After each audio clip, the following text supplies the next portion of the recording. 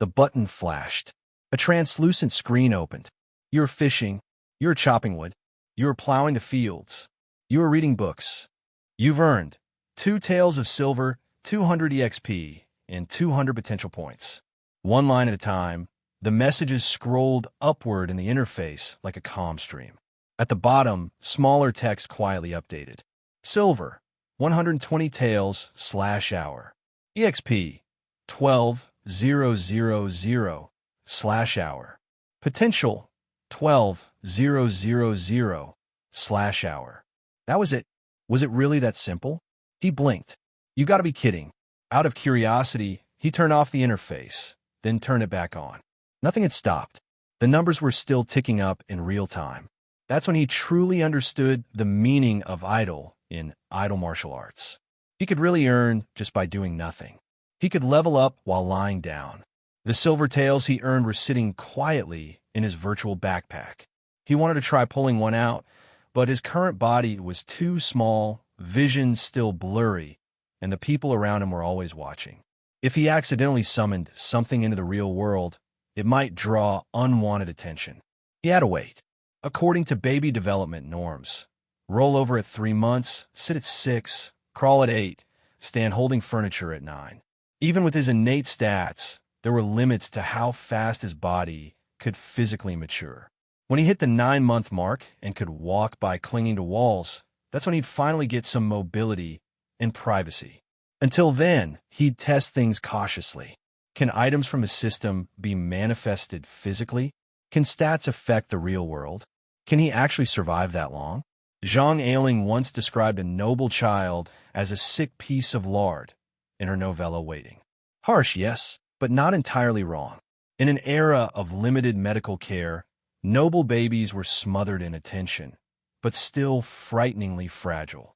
No way I'm becoming lard. He couldn't just lie around like a lump. No matter what the nanny or wet nurse wanted, if they tried to swaddle him too tightly or keep him still, he'd scream loudly and without mercy. He was the master of this body. He wouldn't let servants control him. With that fiery conviction, he drifted off into a light sleep. Even as a soul that bypassed reincarnation's forgetfulness and carried a game system, he was still, at the end of the day, a newborn. On the other side of the room, Li Jiaoyi lay in bed, drenched in sweat. Yin Hong, is the little prince asleep? She whispered, replying to Her Majesty. Yes, he's already eaten and is now sleeping peacefully, the maid said softly. Another maid in a sapphire jacket walked in, copper basin in hand. Your Majesty, may I wipe you down? Li Jiaoyi raised a delicate hand in agreement. Yin Hong stepped forward, placed the basin on the footrest, soaked a clean cloth, and gently began to wipe the sweat from her mistress's body. Yin Hong, Li Jiaoyi murmured, do you think His Majesty will promote me? The Dacian imperial harem had strict hierarchy. 1 queen, or none if there's an imperial consort. 2 imperial consorts. 8 concubines. 9 noble ladies. Then Jiaoyis, Meirin, talents, and so on. Each title had a limited number of seats. 1 pit, 1 carrot. If you wanted a title and the seats were full, someone else had to fall, or you had to be favored enough for an exception. The empress had already borne the emperor a son and a daughter. The crown prince, her firstborn, was 5 years older than the second prince. His position was solid.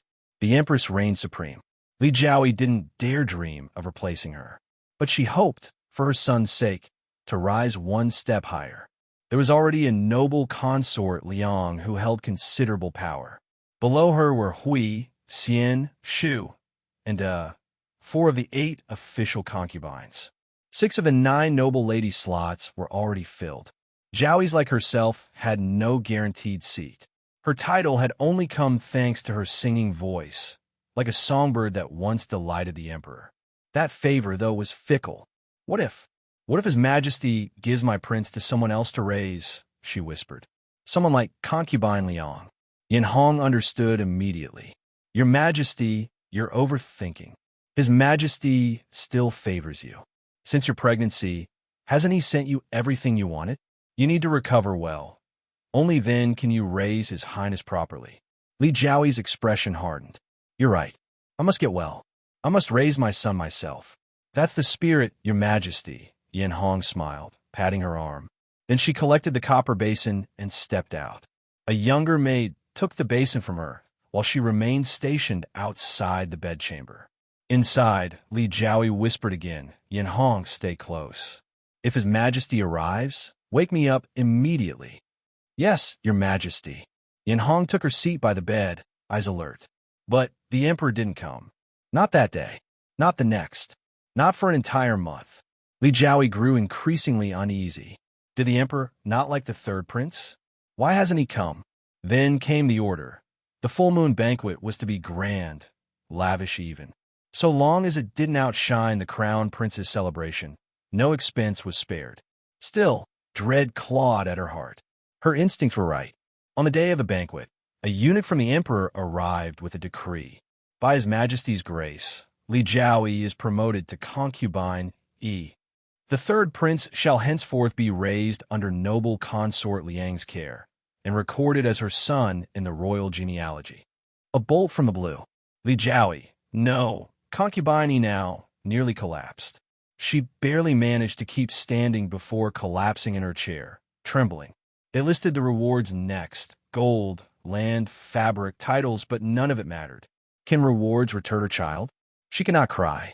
She could only smile. A smile more pitiful than weeping. Because in the palace, thunder and rain are all blessings. You must always smile. And amidst it all, the third prince looked on in confusion. Why am I suddenly changing mothers?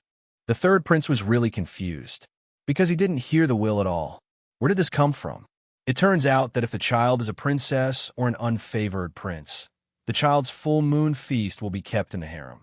But if it is a favored prince, the emperor will hold a small banquet at the previous court, and the child will naturally be carried there. The third prince was carried to the small banquet held by the previous court. The emperor's decree was transmitted directly to the harem. Therefore, he never expected that when Xiaoyan came back, he would not be carried back to the familiar palace, but to a more gorgeous palace. This is not a matter of changing the palace. This is a direct change of mother. Although the third prince's hardware is not fully developed yet, and everything he sees is blurry and gray, he can smell it. Such a strong scent of sinking water made him want to sneeze. Moreover, he could still feel that the embrace holding him was not a familiar one. What can he do? According to the personal information in the game system, his current age is only in his early 30s. I can only cry. Cry. Really no face at all. Now, he can't reason with others, and others can't reason with him. As a result, Quanchun Palace was in chaos overnight. Why are you still crying? Go back to Your Majesty. The wet nurse said that His Highness probably just moved here and is not adapting to the environment. He will be fine in 2 days. The beautiful woman fidgeted with the coral beads in her hand. Concubine Liang is already 26, and she is still incredibly beautiful and radiant. At the age of 16, she married His Majesty, who is in his residence, as his concubine. She has been favored by him all the way until now, but she has no children. It's not that I've never been pregnant. It's that all the ones I've conceived are gone. Some are truly unfaithful, and some are just conspiracy. So now, she is the noble concubine. Sitting next to the cradle, taking off the nail polish, Concubine Liang gently stroked the baby's delicate cheek. If my first pregnancy had not been lost, the child born would have been the third prince, who would be 2 years old now. The maid next to her was frightened. Your Majesty, the third prince is also your son. Concubine Liang sneered. Li Yibin. Li, who is she? If she wasn't from a better background, do you really think I care about her son? Ha! The son born to the censor's daughter is worthy enough to be raised under my knees. This sounds arrogant, but she does have the capital to be arrogant. Concubine Liang was born in a distinguished family and has been married for generations. Her father is now Duke Li. Her brother is the crown prince, His Majesty's right-hand man. Her mother comes from a scholarly family full of poems and books, and she is the well-deserved eldest daughter. Such a family background, such a background. If she is not arrogant, who is? Even the queen's background is not as good as hers. If she didn't have a biological child, of course, she couldn't have biological children either. Even the current third prince was begged by her and his majesty. However, so what if it's not your biological child? This child will be raised by her, and the genealogy of the royal family will be written in her name in the future. Hey, welcome to Firescale Audiobooks. If you enjoy our audiobooks, please consider subscribing to the channel. Also, feel free to share your review in the comments section below. This is her child. Concubine Liang leaned over and carefully observed the child in the cradle. It's so cute.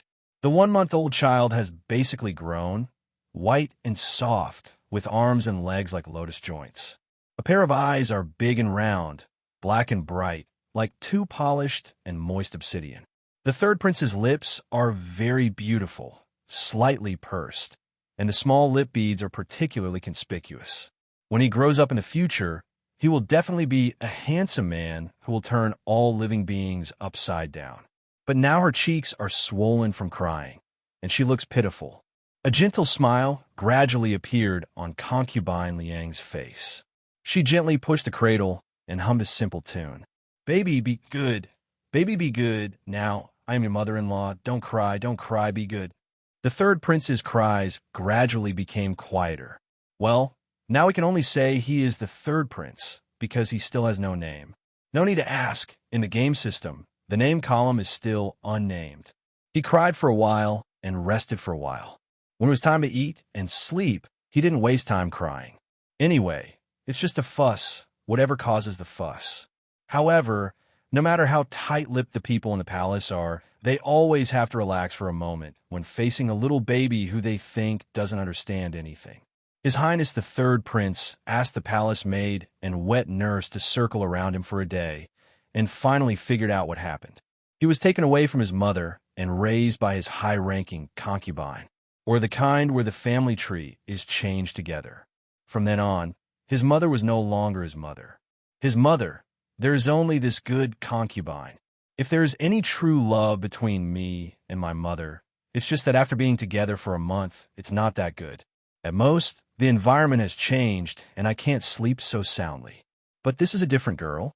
Listening to the conversation between Liang Guifei and the personal palace maid, he vaguely understood that Liang Guifei's background must be much better than that of his own mother, Li Yibin, and she was probably more favored, but she had no children. Before he was adopted, at least one male child was born. He's irrepressibly obsessed with conspiracy theories.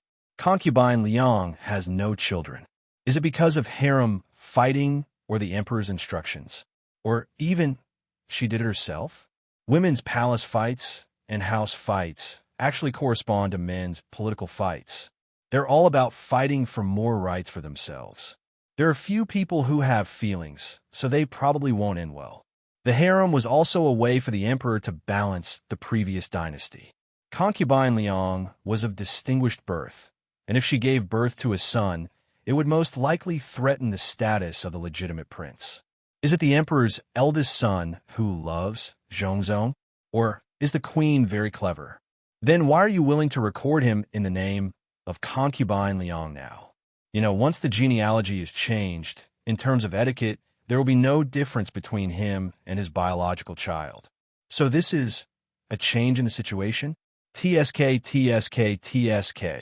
The situation is very complicated. But these things are not important to a child who is still breastfeeding, because even if he knows the truth, he is completely powerless. He should look at things he can control. For example, the game system. On the home page, there's a small white human figure with a head and feet, like a silhouette, and it is a bit cute. This is the image of player in-game. After this month, the game character finally reached level 10. Although his actual body is just over a month old, his human form in the game has transformed into a flexible boy. The age garble code also changed to 14 years old. Now, a new button appears on the home page, just diagonally below the task button. It is only half the size, and the words are green. Apprenticeship. Placement of martial arts. Placement is the game method. Martial arts is the essence. Since you're a martial artist, you must learn martial arts. If you want to learn martial arts, you have to learn from master. He clicked on the apprenticeship button with his mind, and the screen switched to a new interface. Jianghu decent. Jianghu evil sect. Neutral in Jianghu. There are 3 options in total. He still doesn't know what the price of betraying the sect will be, so he has made plans to stay in a sect for a long time. Whose family would it be better to join? This martial arts game can be said to be a tribute to a certain Mr. Gene, and the name of the martial arts is particularly fitting. Fortunately, he had read the entire series of novels in his previous life and could roughly infer what this sect did based on its name. Shaolin? No, he doesn't want to be a monk yet. Amei? Only female disciples are accepted here. Wu-Tang? Although Ti Yunzong is very handsome, he cannot be a monk or a Taoist priest. After his excited brain calmed down, he looked at each sect one by one and thought carefully. He actually tends to choose a sect that uses poison. The reason is very simple. He is now a prince and was born in the harem, so it is difficult to avoid some secret strife. One of the best ways to physically destroy enemies is to poison them, especially now that he's still a kid. In the harem, a woman's status depends on 3 things: divine favor, family, and children. Therefore, beloved concubines throughout the ages could not avoid competing for favor, supporting their families, and desperately trying to have children, or kill other people's children. Unfortunately, he was the kid who might have been killed by someone else. Therefore, it is urgent to learn a poison technique. And, generally speaking, if you learn poison-related techniques, your own resistance to poison will also increase. Whether it is to kill others or avoid being killed by others, it is necessary. I hope that what I learn in the game can really be projected into the real body, even at a discount. Otherwise, life would be too cruel. He hasn't had the chance to do such an experiment yet. So even though he has speculations, he still feels very uneasy. It's decided it's you. Neutral sect, Sichuan Tang sect. Qinggong, hidden weapons, traps, poison techniques. I am coming. He took a deep breath and pressed the button with his mind. Apprenticeship successful. He didn't know that the Tang sect in Sichuan province had very high requirements for talent, requiring an innate body skill of 25 or above to get started. Fortunately, he had 27 points in innate body skills and was not stuck here. There were no dazzling light effects or sound effects. The screen flickered and switched back to the home page. The apprenticeship on the button became discipleship. When he first started, he was still an outer sect disciple. If you want to learn Kung Fu, he had to find an outer sect to take care of things.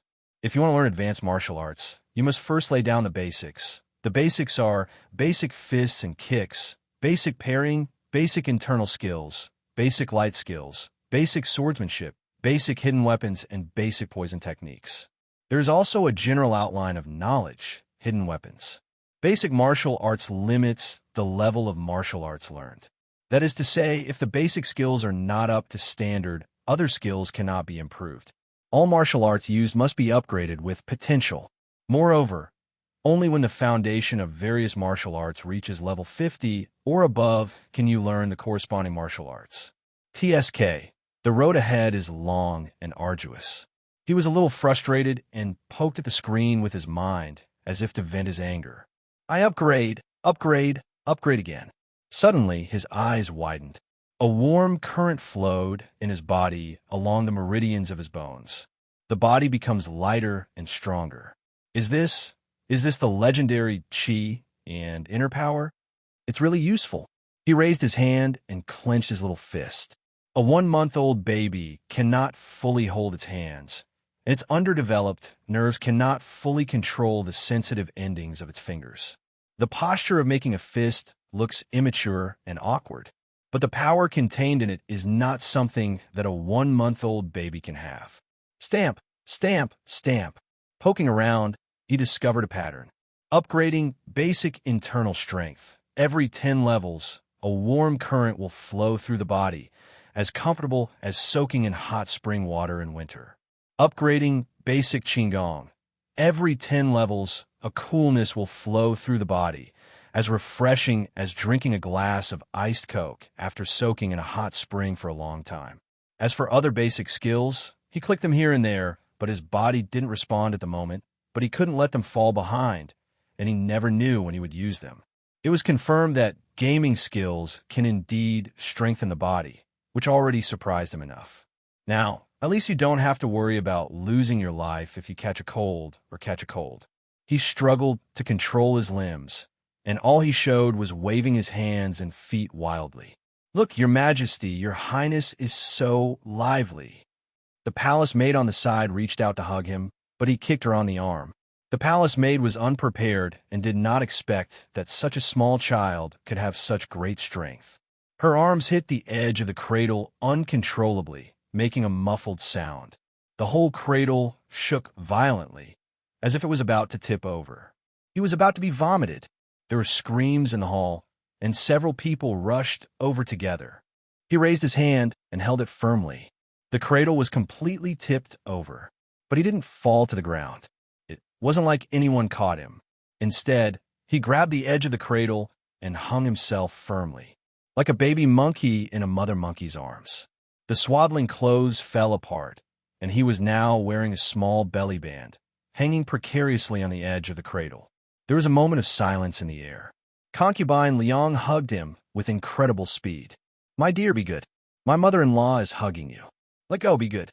Concubine Liang is much thinner than Concubine Li, and her arms are not as soft, with a faint fragrance of gardenia.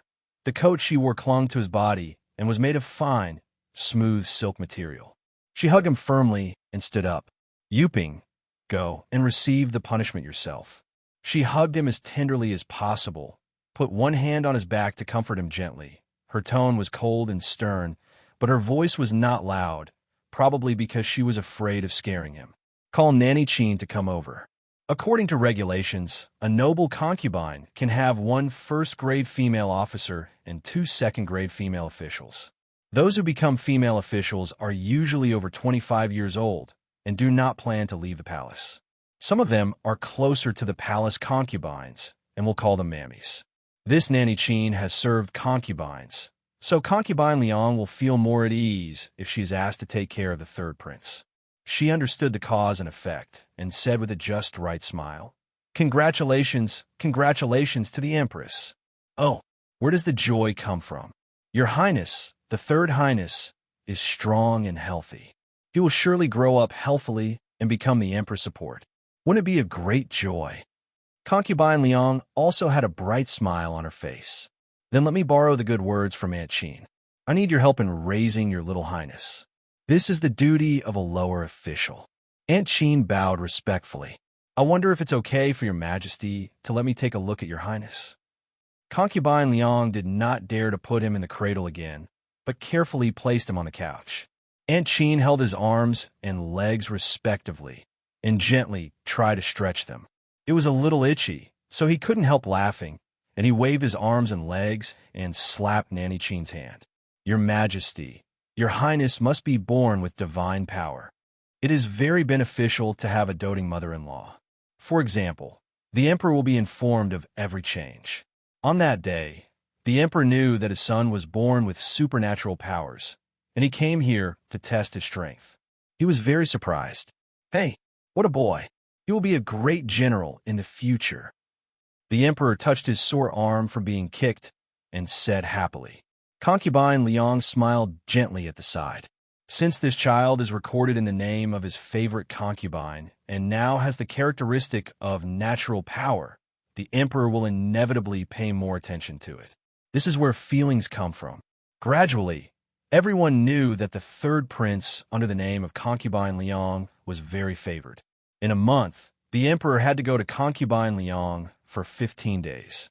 Among these 15 days, 10 days were dedicated to seeing the third prince. After taking care of the child, I stayed with Concubine Liang. All the concubines and concubines in the harem gritted their teeth with hatred, but they were helpless. Who said they were not as favored as a good concubine, let alone a child like the third prince? The most hated person among them is Li Yibin. Although she was promoted half a level because of this child from second-grade Jowie to second-grade concubine, the Emperor seemed to have lost interest in her. Counting from the time she was pregnant, the Emperor only came to see her twice in several months. Now the more favored the third prince is, the angrier she becomes. If Concubine Liang hadn't taken away her child, she would be the one taking advantage now. Time passed like this in the undercurrent of the harem. The third prince eats milk and sleeps every day and insists on practicing raising his head and turning over. After he can crawl, he becomes even more troublesome. Because he had internal strength in his body, his little arms and legs were very strong, and he climbed up very quickly like a charging calf. Even 10 people in Quanshun Palace couldn't stand him. Time flies by so fast, and he grows taller every day as people turn around, and he turns 1 year old in the blink of an eye. Children who are 1 year old can be given a name, and a family tree can be officially written down. Before that, he only had a nickname. How should I put it? This nickname is the same as Liu Che, Emperor Wu of the Han Dynasty, was called Liu Ji before he was 7 years old. Dolphin. Isn't this still a little pig? He refused to admit that it was his name. Even the game system doesn't recognize it. However, he could also understand that in ancient times, the rate of infant death was very high. Giving a nickname to the child in the hope that the child would be well fed was a good expectation for parents. Besides, the only ones who can call him Dolphin are concubine Liang and the Emperor. The rest of the people still have to respectfully call him Your Highness. If everyone calls him Porcupine, he will want to hit people. The surname of the country in the Qian dynasty was Tsun, and in his generation, it happened to be Ming. That is, everyone in his generation was called Sinming. The emperor wrote 10 words for concubine Liang to choose, and finally they settled on the word Che. From now on, his name will be Tsinming Che. Ever since he got this famous name, Tsinming Che no longer wanted anyone to call him Dolphin. No matter what, you have to call her Che or Dolphin. How unpleasant it sounds. Who wants to be a pig? He used the language organ that he had finally developed to stammer his request to concubine Liang. Concubine Liang laughed so hard that she finally agreed to him. Later, concubine Liang told the emperor about this matter, and the emperor was very happy, and he was even more curious about this interesting little son. Father.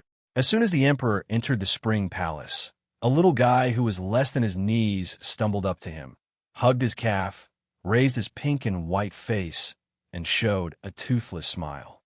Father. Huh. It was Tsinming Che. The king is the father. The king is the father. The king is the king before the father. Must please. It is easy for a 1-year-old child to please others. That what's more, Tsinming Che was born with a good skin, just like the little Fua in the painting that year, which makes people feel happy just looking at it. That's it. How much gold and silver thread were used in the emperor's clothes? It makes me panic when I hold it. The emperor had been arguing with the courtiers for a whole day and was mentally exhausted. However, when he saw Tsinming Che, his fatigue disappeared. He laughed and easily held Tsinming Che in his arms.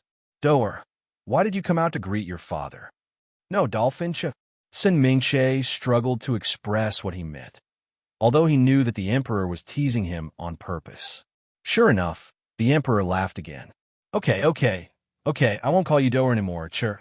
How's Che doing today? Sure, okay, I think, father. Oh, Che had a good day today. I just missed my father, right? Well, think. The father and son asked and answered questions, and the atmosphere was relaxed. Concubine Liang came up to greet her and bowed slightly. Your Majesty, Che has been looking forward to your return since you left in the morning.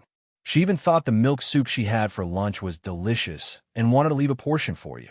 The emperor was in a better mood and handed Tsinming Che to concubine Liang. The two of them sat down on a low couch on one side and chatted about their daily routine. Tsinming Che sat quietly in concubine Liang's arms, getting information from their conversation.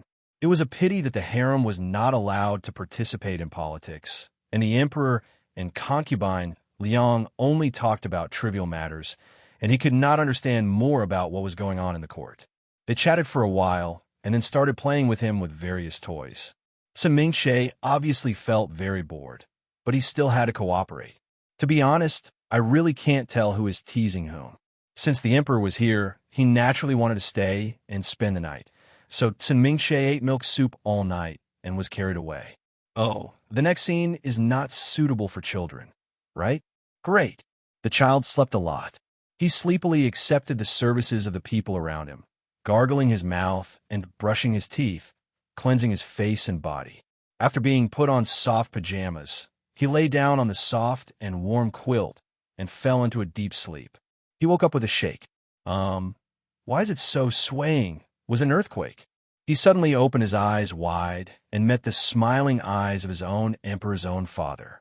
Haha, I was still wondering when your kid would wake up. He was held by the emperor's biological father and sat on the royal chariot. The group of people was huge, and they didn't know where they were going. Wow, limited edition chariot ride experience. He looked around curiously.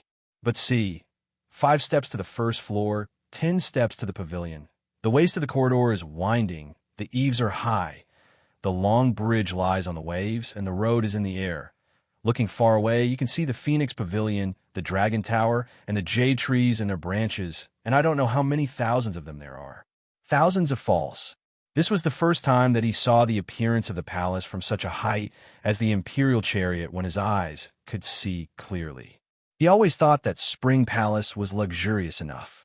Only now did he know what luxury and style were. Seeing that he was stunned, the emperor laughed loudly. Come, go to court with your father. No, what the hell? Going to court? It turned out to be Xiao Chao. The upper dynasty is also divided into major dynasty and minor dynasty. A great dynasty is like what is shown in TV dramas.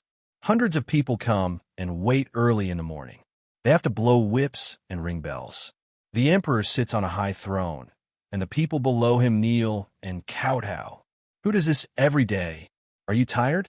Even the emperor who is being worshipped can't stand it. That outfit weighs more than 10 kilograms. And those trembling old ministers with gray hair and big beards, if they have to get up at 3:30 in the morning every day, stand in the morning breeze for several hours, and then perform a full set of 3 kneels and 9 kowtows. Soon, we will have to seamlessly connect multiple parallel funerals. The whole capital was in vain, and those who didn't know thought the emperor was dead. That's great. Therefore, except for festivals, a major dynasty like this basically only happens once every 10 years.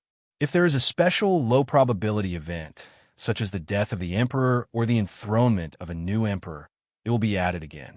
Generally speaking, everyone takes a break every 10 days. After the rest, they come to perform the main pilgrimage the next day. Usually, they only attend the minor pilgrimage. Xiao Chao means that when they wake up in the morning, the emperor and important ministers have a meeting in a small room, and other less important ministers work in their own units. Today, the emperor holds Synopsis in his arms and goes to the small court. The court was held in the emperor's outer study. There were about 10 people sitting in the room, waiting for His Majesty's arrival. Congratulations, Your Majesty. Wave. The emperor walked swiftly, holding Synopsis as if holding a feather, walked past 2 rows of chairs facing each other, and sat directly behind the desk above. The ministers exchanged pleasantries with the emperor. Speaking of which, it's been 3 years since Duke Rongwa left, right? I was in a hurry, so I ended the conversation here.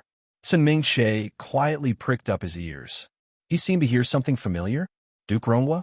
Yes, Brother Daesan has been away for 3 years. His eldest son inherited the title and is now a first-class general. An old man with a white beard took over the emperor's words. The emperor seemed to be quite interested in this topic. By the way, Lin Rahai, Duke Rongwa is your father-in-law, right? Go back to the emperor, that's right. There's a small table diagonally behind the emperor's desk, and someone is standing behind it. This person is usually a Hamlin Dai Chao, who writes some imperial edicts for the emperor. This is the person who answered just now. Synopsis suddenly looked back and almost twisted his neck. In what was like the sea, Lin Rahai, in a flash of lightning. It was as if a bolt of lightning split open the darkness in his mind. Good guy, this is not just reincarnation without drinking Mangpas soup. This is the dream of red mansions. My heavenly grandfather. What the hell? But fortunately, there's no need to shave off the hair and put on big braids. Everyone is still a decent Central Plains person. Jia Daesan, the father of Jia Shi and Jia Zheng, and the grandfather of Jia Baoyu. Lin Rahai, Jia Daishan's son-in-law, Lin Daiyu's father. He calculated silently in his mind. It's March. This was 12 years since Lin Daiyu was born and 10 years since Jia Baoyu was born. Jia's mother was 51 years old, and Jia Daosan passed away 3 years ago. Jia Shi was 30 years old, and Jia Lian was 3 years old. Wang Shifeng was born in September this year, and Jia Yuanshan was born on the first day of the next year. This is witnessing history. Sin Mingche suddenly became excited and twisted around, trying to break free from the emperor's arms to see what Lin Rahai looked like. That's the father of Sister Lin, the fairy lady from this world. Due to his internal strength, even though he's just a little over 1-year-old baby, he has great strength. When the emperor saw this, he did not restrain him and let him go. He also wanted to see what he was going to do. So, in the study room, more than a dozen important ministers of the country, together with the emperor, stared at the 1-year-old little kid. Look at him swinging his 2 fat legs, swaying. He grabbed the hem of Lin Rahai's clothes. The ministers let out a few low laughs.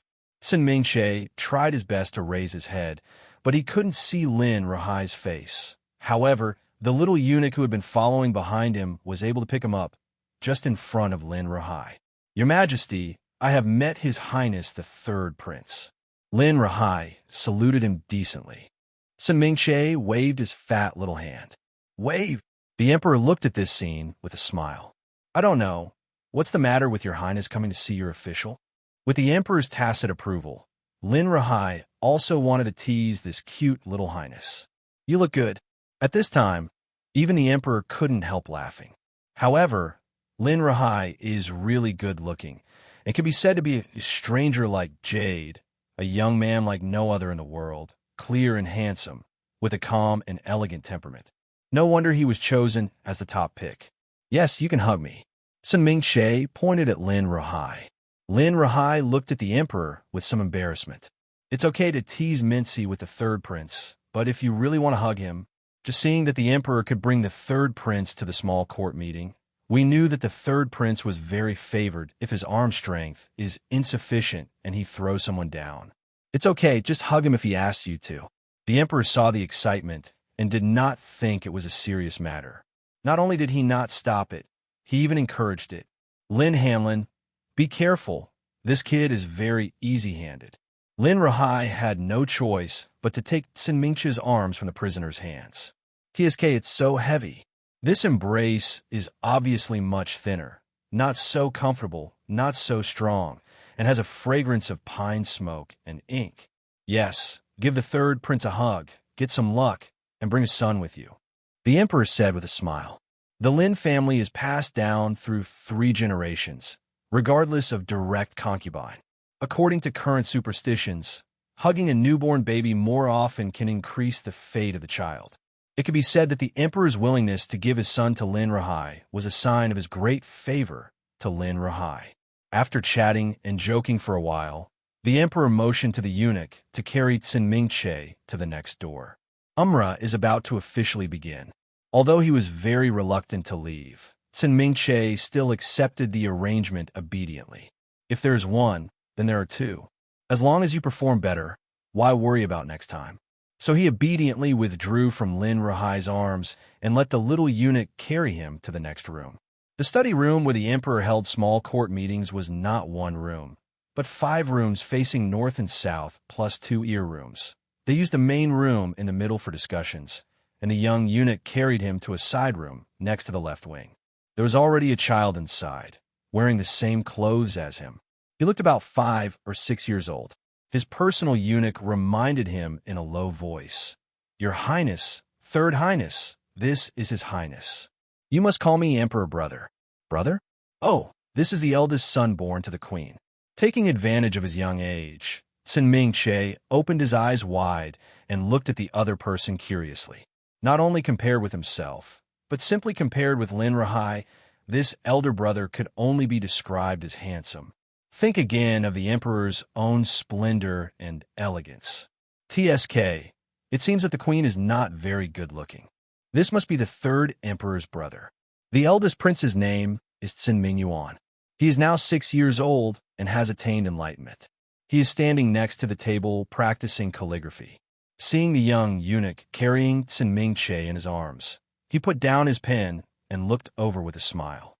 Come on, third emperor brother. Call me emperor brother. Brother. You can't blame him for not being able to talk too much. He is still a baby over 1 year old now. Sin Mingyuan smiled heartily and greeted the little eunuch beside him. Go to the royal kitchen and bring a plate of milk rolls over and let third brother have a try. By the way, can third brother have some snacks now? After receiving a positive answer from Sin Mingche's wet nurse, he ordered again. Then bring over a plate of hibiscus cakes, a plate of yam cake stuffed with juju paste, and 2 bowls of sugar steamed cheese. Third brother, the snacks in my father's imperial kitchen are particularly delicious. You must try them. Sin Mingche nodded vigorously. Life is nothing more than food, clothing, housing, and transportation. If you can eat and drink well, don't treat yourself badly. Moreover, he couldn't help but speculate about conspiracy. Is this a warning to himself or to concubine Liang behind him? Look, although you were brought to the royal study by your father, I have taken root here for a long time. I even know what snacks are delicious in my father's imperial kitchen. This is my territory. Although you seem to be very favored now, I am even more favored. Of course, it could also be that he, as an adult, has too dirty thoughts and thinks too much. Maybe he really wants to be a good brother? No matter what, now I still want to enjoy the dim sum from royal kitchen.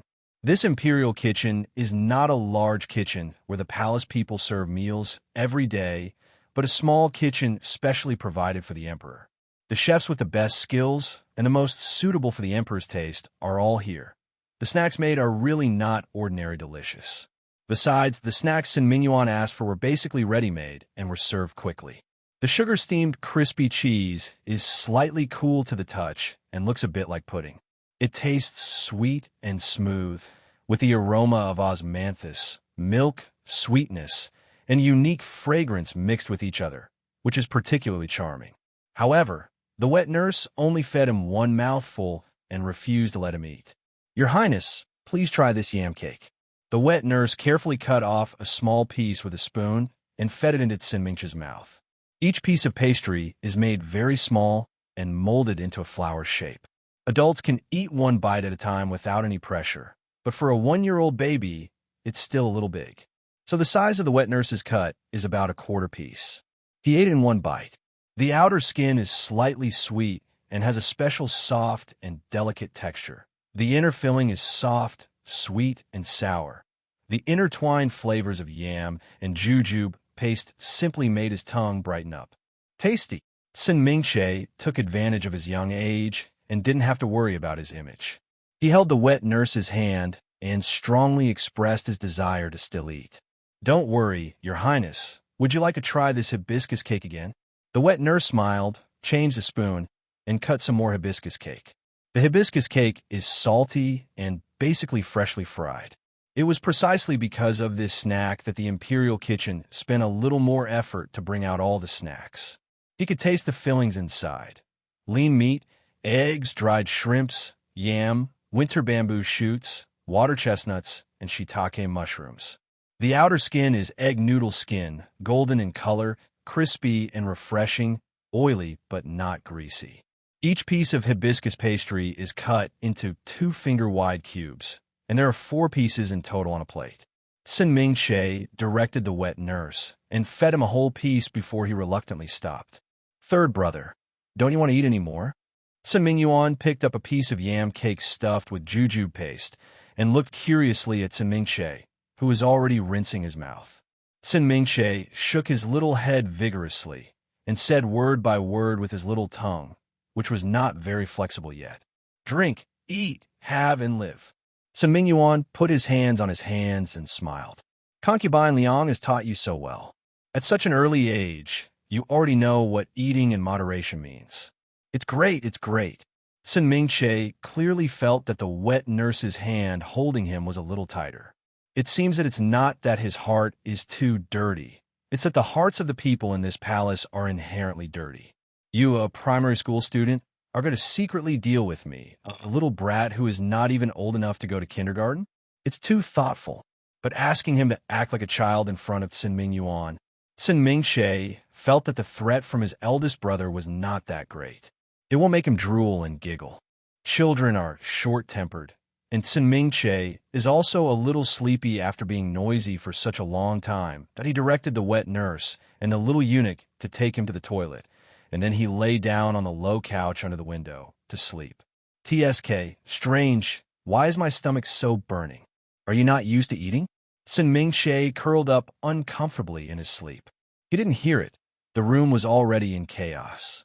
Your Highness, what's wrong with you? Your Highness. Imperial Doctor. Call the Imperial Doctor. Come on, come on. Mingyuan held the case with one hand and covered his stomach with the other. He bent down. A trace of blood spilled from the corner of his lips, and his whole body was shaking. Mingche's wet nurse and junior eunuch were also anxious. My Highness, why can't you wake me up? I'm afraid something might have happened. Quick, go and report to your Majesty. In an instant, the room was in chaos. Mingche failed to notice that in his game system, a column in the personal information interface had quietly changed. Real-time status. Mild poisoning, recovering naturally. The Emperor stood in the room with a dark face, and beside him was his personal eunuch Huang Feng. Have you found out? What's going on? Huang Feng looked down and spoke calmly. His apprentice has reported to him everything he has found out so far. Back to your Majesty. Both your Highnesses were poisoned. The poison was in the osmanthus sugar sprinkled on the surface of the 2 bowls of sugar-steamed cheese. What kind of poison it is, the Imperial Doctor is still studying it. The 2 Highnesses have already induced vomiting. The eldest Highness has been seriously poisoned. The Imperial Doctor is still trying to figure out a solution. The 3rd Highness's poisoning was relatively mild and has been detoxified. The Emperor's brows furrowed deeply. How can Doer be poisoned more easily if he is younger? Back to your Majesty. The reason is that the wet nurse of the 3rd Highness knew that the sugar-steamed cheese was made with rice wine. She was afraid that the 3rd Highness was too young and eating rice wine would be bad for the health. So she just took a small spoonful and let the 3rd Highness taste it. Got a taste. And His Highness almost finished a whole bowl of sugar-steamed cheese, so he was even more poisoned. The news had already spread to the harem, and the Queen, Concubine Liang, and Concubine Li Yi were all worried. But the 2 princes and the Emperor were in the previous court, and they couldn't get through, so they had to send their men to inquire about the news. The most miserable one is Li Yibin. She couldn't even send someone to find out the news. But that was her son who was born in 10 months of pregnancy. In the hall, Mingche slowly opened his eyes. Poisoning. He is poisoned. Still highly toxic. If he hadn't possessed the game system and learned basic poison techniques, he would have been reincarnated by now. Although Mingyuan was also poisoned, Mingche could guarantee that the poison in them was definitely not the same.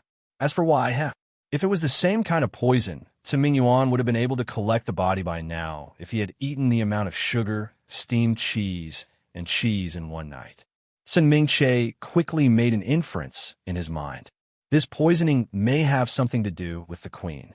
On the one hand, the Queen was afraid that she wanted to kill him, causing a huge blow to Concubine Liang and her party.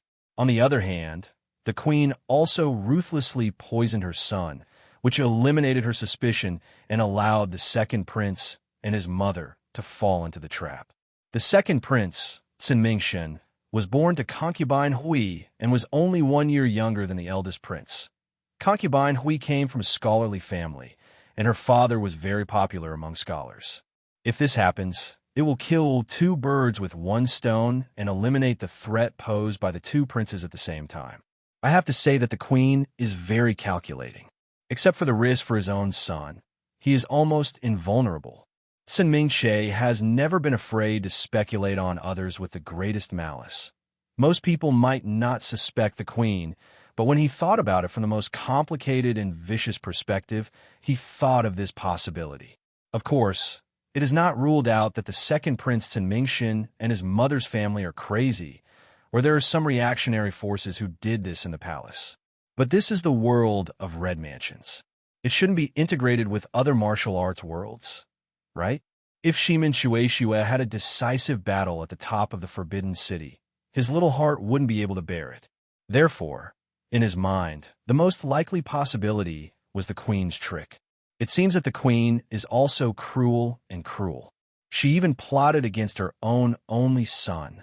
Or it could be the other way around. Concubine Leon planned it, and someone took 2 bowls of sugar-steamed cheese upside down. The truth of the matter is not yet known, but Sin Mingche's focus is no longer on this. What he focuses on is his gaming system. Tang Feng. How could you, an outer disciple, be poisoned by such a strange poison? Come on, let me see. Tang Feng. Well, you have practiced our martial arts and have a certain ability to resist poison. You have a strange reaction with this poison. Come with me and let me observe it. A small window pops up. Excuse me, do you want to follow Tang Feng? Whether. Sin Mingche thought for a moment and chose yes. The game window then brushes text downwards. After some research, Tang Feng. Boy, I think your bones are amazing and you are a good candidate for learning martial arts. So don't waste your time on the outside that I end this way. How about you worship me as your teacher and I teach you our Tang sect's unique martial arts? The game window pops up. Sichuan Tang sect, direct disciple of the sect leader, Tang Feng. I have sent you an invitation to become a disciple. Do you accept it? Whether. Is there any need to hesitate? Of course, choose yes. Congratulations on your successful apprenticeship. You become the 3rd generation head of the Tang clan in Sichuan and a personal disciple. Tang Feng. Come on, watch out. The Kung Fu I teach you is our Tang sect's unique internal skill. It's very useful whether it's against various poisons or using hidden weapons. Thank you, Master. You learn internal skills. Thousands of tribulations. Thousands of tribulations, level +1. Thousands of tribulations. What kind of skill is this? Click on the Personal Skills page and select the Internal Strength option. Ranked under Basic Internal Strength is his newly learned Internal Strength, Thousands of Tribulations. Thousands of Tribulations. The Tang sect's secret martial arts skills make the inner strength deep, like a thread, and endless. IT is not only an internal skill, but also can assist the performance of body skills and hidden weapon techniques. It can also improve the practitioner's ability to resist and decompose toxins. After practicing to a certain level, you can be immune to all poisons. Adventure. It looks like really good stuff. Sin Mingche happily clicked the upgrade button. Now he is level 80 and has not mastered other martial arts yet. He can only learn all kinds of basic martial arts to be at the same level, leaving a lot of potential value that is useless. Now it is just used to upgrade this thousand tribulations. With a few quick clicks, thousand tribulations has also been upgraded to level 80. Suddenly, Sin Mingche felt the blood all over his body was burning. It seemed that what was flowing in his veins was no longer blood, but boiling water with a blade. This feeling starts from the dantian and spreads throughout the body within a few breaths. Pain. Excruciating pain. Every vein hurts. The burning pain and tearing pain hit at the same time. His body temperature rose instantly, his skin was hot, and the veins on his body burst out one by one. The severe pain made him sweat like rain. He was in so much pain that he didn't even have the strength to roll around and collapsed on the bed. Soon, sweat seeped into a human-shaped mark on the bed. I don't know how long he persisted. The curtain was lifted and the wet nurse came over to see how he was sleeping. Seeing this scene, he was shocked. No, it's not good. His Highness has a fever. The hall suddenly became busy, but when the doctor came, he couldn't see anything, because this is not a disease at all, but the internal energy that changes the body's tendons and marrow. The imperial doctor had to prescribe mild fever-reducing medicine for him to take, but his body now rejects all medicines, and he vomits them out as soon as he drinks them. This happens many times, and later he can no longer be fed at all. In the end, the imperial doctor had to ask his wet nurse to feed him some warm salt and sugar water, wipe his body with a warm wet handkerchief, put a wet handkerchief on his forehead to cool him down, and change his sweaty clothes and bedding at any time. It really deserves to be called thousands of tribulations. Regardless of the effect after practicing, he seems to be overcoming a tribulation now. The emperor and Liang Guifei also came to visit him. Concubine Liang cried so much that the pear blossoms were raining, and she threw herself into the emperor's arms. "Your Majesty, is it true that I am not destined to have children? I can't keep the child in my belly, so I raised one with great difficulty, and now—" The emperor held his beloved concubine tightly with one arm and sat beside Sinmingche's bed. His lips pursed tightly and his face was solemn. "How is it my concubine's fault? It's clear that someone is ambitious and has the heart of a tiger to attack my son." Concubine Liang raised her hazy, tearful eyes. "Your Majesty, do you think our porpoise can survive this? Your words are sure to be accurate. If you can get through it, you can definitely do it." The emperor held concubine Liang's catkins in his hands. "Dolphin has always been in good health, and the poison has been cured. He will definitely recover." Concubine Liang nodded while crying. Sun Ming-che burned all night. It wasn't until dawn that his body temperature slowly returned to normal, and his internal energy that was boiling like boiling water returned to his dantian, like a tired bird returning to the forest. Sun Ming-che only opened his eyes for a moment, and then fell into a dark and sweet dream, exhausted. But he didn't know how the world would change when he opened his eyes. Open your eyes, and everything becomes clear. He felt like he was wearing suitable glasses for the first time after being nearsighted for half his life. The whole world was extremely clear in his eyes. Sun Ming-che was lying on the bed and could clearly see the direction of the threads on the picture of good fortune and longevity embroidered on the bed curtain. If you concentrate and mobilize the internal force in your body, you can even see every thread clearly. He called out, and someone immediately came over to check on his health. "The Third Highness is awake. Go and report back to your Majesty. Mr. Chai, come and see how the Third Highness is doing."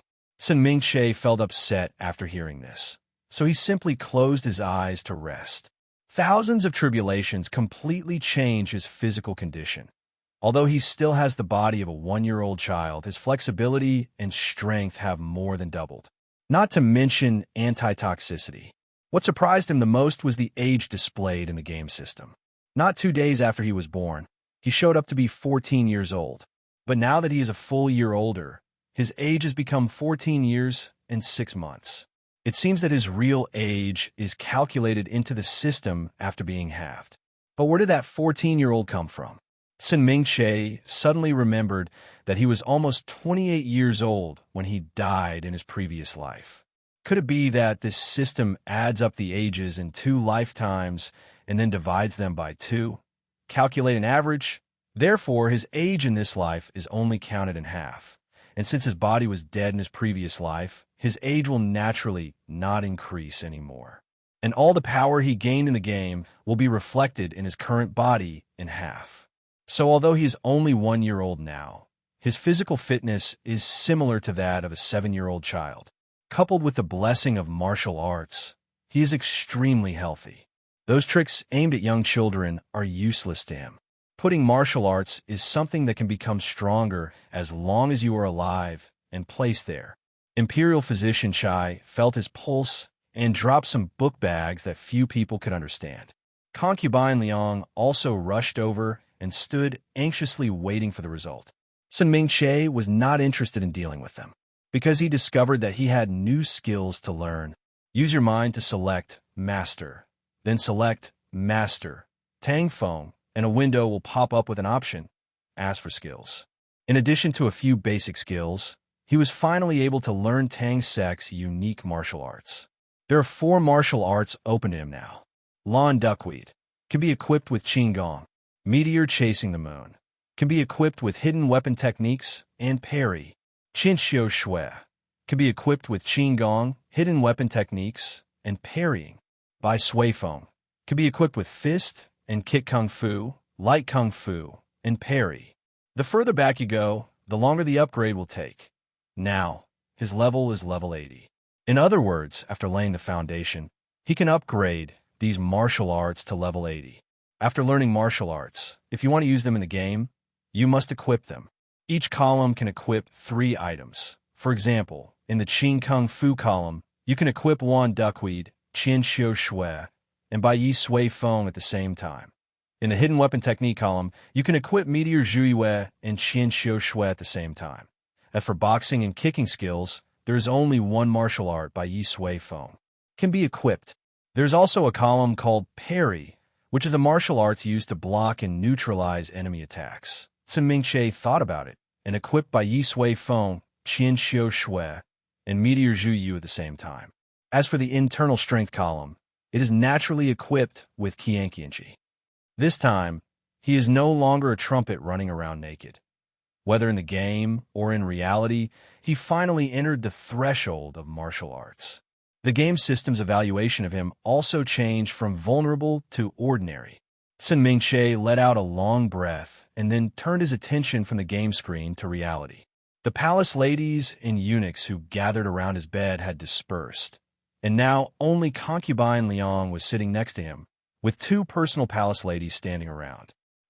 That woman taught me nothing good. Concubine Liang's voice was colder than the northwest wind in March. Queen, you are so good. It's okay not to let me have children. After all, my father controls the 3 armies of the Northwest. Naturally, I can't have children in the palace.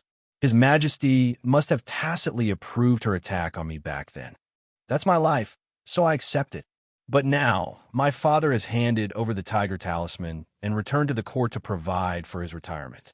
Your Majesty has also promised to give me a prince. Why does she dare to take action? Does she think that His Majesty will still protect her, as before? Sun Mingche was shocked. The harem is so scary. Sure enough, the harem was also a tool for the emperor to balance the previous dynasty. In order to prevent the noble family from controlling the army, while also having a biological prince in the palace, thus shaking the rule, the emperor watched helplessly, even condoned it, and secretly encouraged his beloved concubines to have children one after another. As a result, concubine Liang was no longer able to conceive normally when she was only 26 years old. Oh my God! In Sun Mingche's previous life, there were many 26-year-old girls who had never been pregnant. Concubine Liang can no longer have her own biological children. How cruel! Perhaps concubine Liang's high position was the emperor's compensation for her. Concubine Liang could not hate the emperor. She could only hate the queen who did it. Moreover, it seemed that concubine Liang already knew what was going on. The one who took action this time was really the queen. The maid on the left side of concubine Liang comforted her softly. Your Majesty will definitely get to the bottom of this case and give justice to Your Majesty and the Third Highness. Sun Mingche remembered that the voice belonged to Yuli, the first-class maid next to concubine Liang. Justice? Oh, how can I deserve justice? Concubine Liang smiled sadly. We women, in the eyes of the emperor, are no different from kittens and puppies. We are all toys. I, the noble concubine, am just a more expensive toy. Only the queen is His Majesty's first wife. I'm just a toy. What justice do I deserve? In an instant, her eyes changed, and she said coldly, My justice can only be sought by myself. Didn't she use her biological son to act as a cruel trick? I'll just let her make it fake and make it real. Tit for repayment. Oh, so scary. Sun Mingche shuddered silently. If you keep more cats, they will still have to fight, not to mention the emperor keeps a group of women in the harem. Your Majesty, please take care of yourself. If you are angry, wouldn't you be making others proud? The speaker was Yu Tao, another first-class maid of concubine Liang. After hearing this, concubine Liang sighed softly, stretched out her hand to carefully touch Sun Mingche's cheek, and tucked him into bed. I just feel sorry for this child, who suffered such a crime at such a young age. Yu Tao smiled and said, Being the Empress's son is considered a blessing for him. After all, according to the situation in this palace, if you don't protect him, aren't there several young highnesses missing from the front? Hearing this, Sun Mingche's hair stood on end. So is such a dangerous life a daily routine? Blood, blood, blood in the arteries. A sharp pain, then the warm spray of blood gushing from the severed carotid artery, shooting several meters into the air and painting the beige ceiling a vivid red. A howling noise filled his ears. Was it wind? No, it was the sound of blood rushing out of his body. Life drained with every heartbeat. Cold crept in. His limbs felt heavy, and his eyelids so heavy. If he closed them now, they might never open again. Push. Come on, Your Highness, just a little more. Empress. Deep breaths. Inhale, exhale, that's it. Hold on, my lady. Yin Hong. More hot water, quickly. We're almost there. Darkness. Chaos. Pressure. What was this? Even after death, he still had to suffer.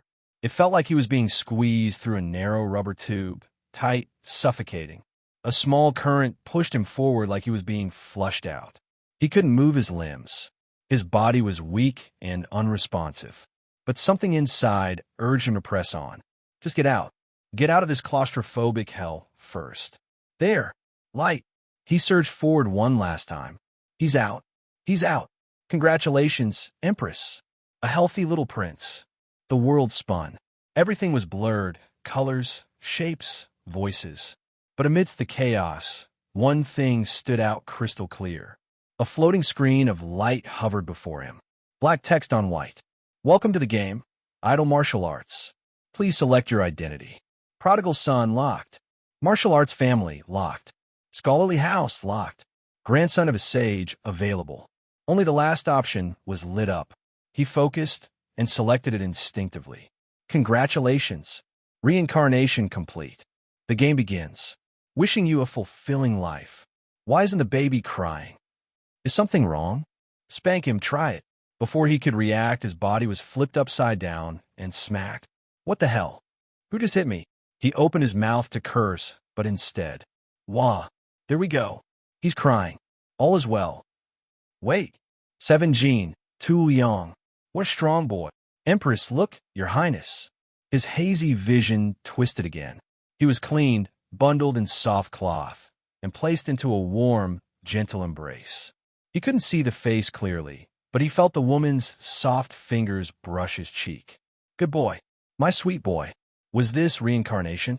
Where was the soup of forgetfulness? Wasn't there supposed to be a bridge? And why did he bring a game with him? Idle martial arts. What sort of setup was this? He perked his ears, listening intently.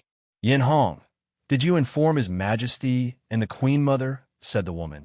His new mother, perhaps. Yes, Your Majesty. They're waiting outside. Someone's gone to fetch the Emperor. Good. Let the child stay here with me. I want to see him when I wake. Your Majesty, if the child cries, it may disturb your rest. Nonsense, she snapped. My rest can wait. Keep him here. If it's too much, then take him. But I'll try. As you wish. And just like that, he was nestled into another soft, warm embrace, this one smelling faintly of milk. Wait a damn minute. Milk? From her? Human milk? No way, no way. I was a 6-foot-tall man in my last life. This is too humiliating, but really fragrant. His instincts kicked in. Despite the internal struggle, his mouth latched on. His tiny body began to suckle on its own. It's fine. I'm a baby now. This is survival, not shame. No shame at all. Dignity can wait. With a full belly, he turned his attention back to the mysterious screen. With just a thought, the interface appeared again. It was truly mind-controlled. Character status. Name, unnamed. Gender, male. Identity, 3rd Prince of the Dacian Dynasty. Age at #UN%. Energy, 8 out of 10. Chi in blood, 100 out of 100, 100%. Internal force, 0/+ infinity. Appearance, 30 out of 100. Arm strength, 1/30th. Comprehension, 23. Movement skill, 1/27th. Root bone, 16 of 35. Status, excellent. Huh, why does the age feel garbled? Still, the rest of it looked promising, especially the stats marked with exclamation points. He focused on one. Ping. A small note appeared. The number before the slash is your current stat. The number after is your natural potential. Potential can be increased through cultivation, training, or special techniques. So his base was decent. Some stats could be maxed out with effort, especially comprehension. That was promising. Still, Dacian Dynasty? Which world is this? And I'm a prince? Too bad the system didn't provide parent details. He'd have to discover the political climate on his own. With a thought, He opened the inventory. Only 4 items. Cheat box, empty. Skill book box, empty. Mask box, empty. Smelting box, empty. A total beginner account. Classic whiteboard character. Nothing to help but determination and stats. Returning to the main screen, he spotted a large flashing button. Tasks. He clicked it with his mind. Swish. A small task list opened. Only one mission was currently active. Fishing, logging, farming, studying. Start task, white heavy checkmark. He blinked. What kind of tasks are these for a newborn? Still, curiosity won. He tapped start task, and the game began. Soon, Ming-Che knew how dangerous this palace was. As for the poisoning, I checked for a long time, but nothing was found. But no wonder. The 6 bureaus and 1 division are all in the hands of the queen. Since she was the one who did it, how could she be found out? However, I don't know how Liang Guifei did it. After the eldest prince recovered from the poisoning, he suffered from physical weakness. When it's cold, I cough, and when I take more than 2 steps, I get breathless. I can't stand the cold or the heat. Winter and summer are very difficult. It can be regarded as revenge. You know, Ming-Che is fine, not because the queen is merciful, but because he is in a special situation. If it had been an ordinary child, he would have died long ago. Just like those children in the palace who died before their teeth were born. Now, Ming-Che and concubine Liang are a stable community of interests. Concubine Liang will protect him, and as long as he grows up well, he will be relied on by concubine Liang and his family. However, it is really difficult for the prince to grow up successfully in this palace. When he was 3 years old, he was almost pushed into the pond with his wet nurse. At the age of 4, he was poisoned in his food again. At the age of 5, all the newly delivered clothes were stained with the pus of smallpox patients. At the age of 6, he started to go to school that he was almost pushed off the rockery and fell to death. At the age of 7, he was poisoned again. This time the poison was divided into 2 parts. The main part was in his book, and the other part, which triggered the poison attack, was in the standard snack in the study room. Ming-Che also attended several palace banquets with concubine Liang. Those concubines and empresses were all in bloom, bright and smiling, either elegant and refined, or beautiful and moving. These were brought to him and discovered by himself. And one knows how many kinds of assassinations concubine Liang had blocked for him. In this chasing and interception, he grew up to the age of 8 with great difficulty. An 8-year-old child was no longer young in ancient times. Ming-Che has already finished studying the Analects of Confucius and Mencius in the imperial study room, and is currently studying the Great Learning and the Doctrine of the Mean. He was assassinated many times, probably because he performed too well in the imperial study room. The prince started his education at the age of 6. He first learned the 1,000-character classic, 100 family surnames, and the 3-character classic, and then slowly learned the 4 books and 5 classics. Ming-Che is a wise man. Isn't it easy to do such a small thing as literacy? Therefore, he made the fastest progress since he learned to read by following the 1,000-character classic, and he was repeatedly asked to be praised by the Hamlin lecturer in front of the emperor. And don't forget, he also has a game system. In the system, knowledge is also considered a type of skill. Reading more will increase the level of the reading and literacy skill. Every 10 levels, a little more acquired understanding will be added. The comprehension attribute will in turn increase his ability to comprehend reading, and at the same time reduce the potential value he needs to spend when learning martial arts from his master. The books he has read are also entered into the system and stored in the book box in the backpack. He can call them up and review them at any time, which is basically equivalent to being engraved in his mind. Is there anything unpleasant about learning this? Although there is no prince of the same age as him, so there is no way to compare horizontally, but you can compare vertically. The eldest prince and the second prince did not study so well or so quickly when they were his age. Can this not make people jealous? The eldest prince is 13 years old, and the second prince is 12 years old. Their birthdays are only half a year apart. They're studying together, and they're chasing each other tit for tat. Ming-Che is only 8 years old, but he is already studying the last 2 books of the 4 books and is about to catch up with the progress of the two of them. The two of them had just begun to study the 5 classics. There may be nothing but grudges between children, but there is more than grudges between women. They wanted to kill him. The biological mother of the second prince, concubine Han Hui, the first of the 8 concubines, was also a very capable person. After all, to be able to successfully give birth to a child in the hands of the queen was either because of her superb skills or because her family had special needs and allowed the emperor to give special permission to give birth to a child. Anyway, it's not easy to deal with. The fight between the eldest prince and the second prince was in full swing, and they did not forget to step on Sin Mingche, the clever third prince. There are enemies everywhere. However, it may be because the 3 most powerful women in the palace are fighting fiercely that they don't keep an eye on the other concubines so closely. In the past few years, some princes have been born, but once the child is born, their mother may not be fine. The 4th prince was 3 years younger than Sin Mingche and was born from a 4th-grade nobleman. This nobleman died of postpartum metrorrhagia, so the 4th prince was naturally given to concubine Shunda to raise. The 5th prince was 5 years younger than Sin Mingche. His biological mother was a 6th-grade Chongli. After giving birth to a son, she was promoted to a 5th-grade servant. She had no right to raise the prince herself, so the child was given to Fong Anbin. Only the 6th prince was raised by He Kongbin himself. Concubine Wang Xian has 2 daughters, and concubine Deng Shu has 1 daughter. The 4 concubines, Feng Hebin, Chun Lebin, Wei Shibin, and Yang Shunbin, each had a biological daughter. The remaining middle-ranking concubines, such as Jiu, Jiaoi, and Marin also gave birth to 6 daughters in recent years. Although they have a daughter, they still want a son, whether for themselves or for their daughter, so that they can have someone to support them in the future. The eyes of those high-ranking concubines who were childless all turned green. She could still keep an eye on the emperor, but she couldn't keep an eye on other women's bellies.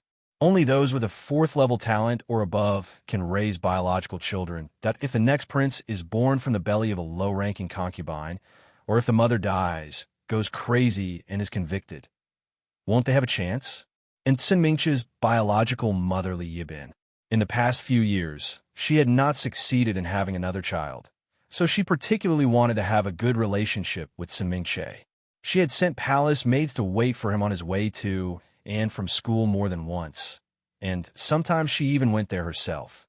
When Sin Mingche saw Li Yibi standing on the palace road with pear flowers in the rain, shouting, "My son," it is no exaggeration to say that he was more irritable than when he was poisoned. It's not that he doesn't want to express gratitude, but Li Yibin's approach is too exaggerated and stupid.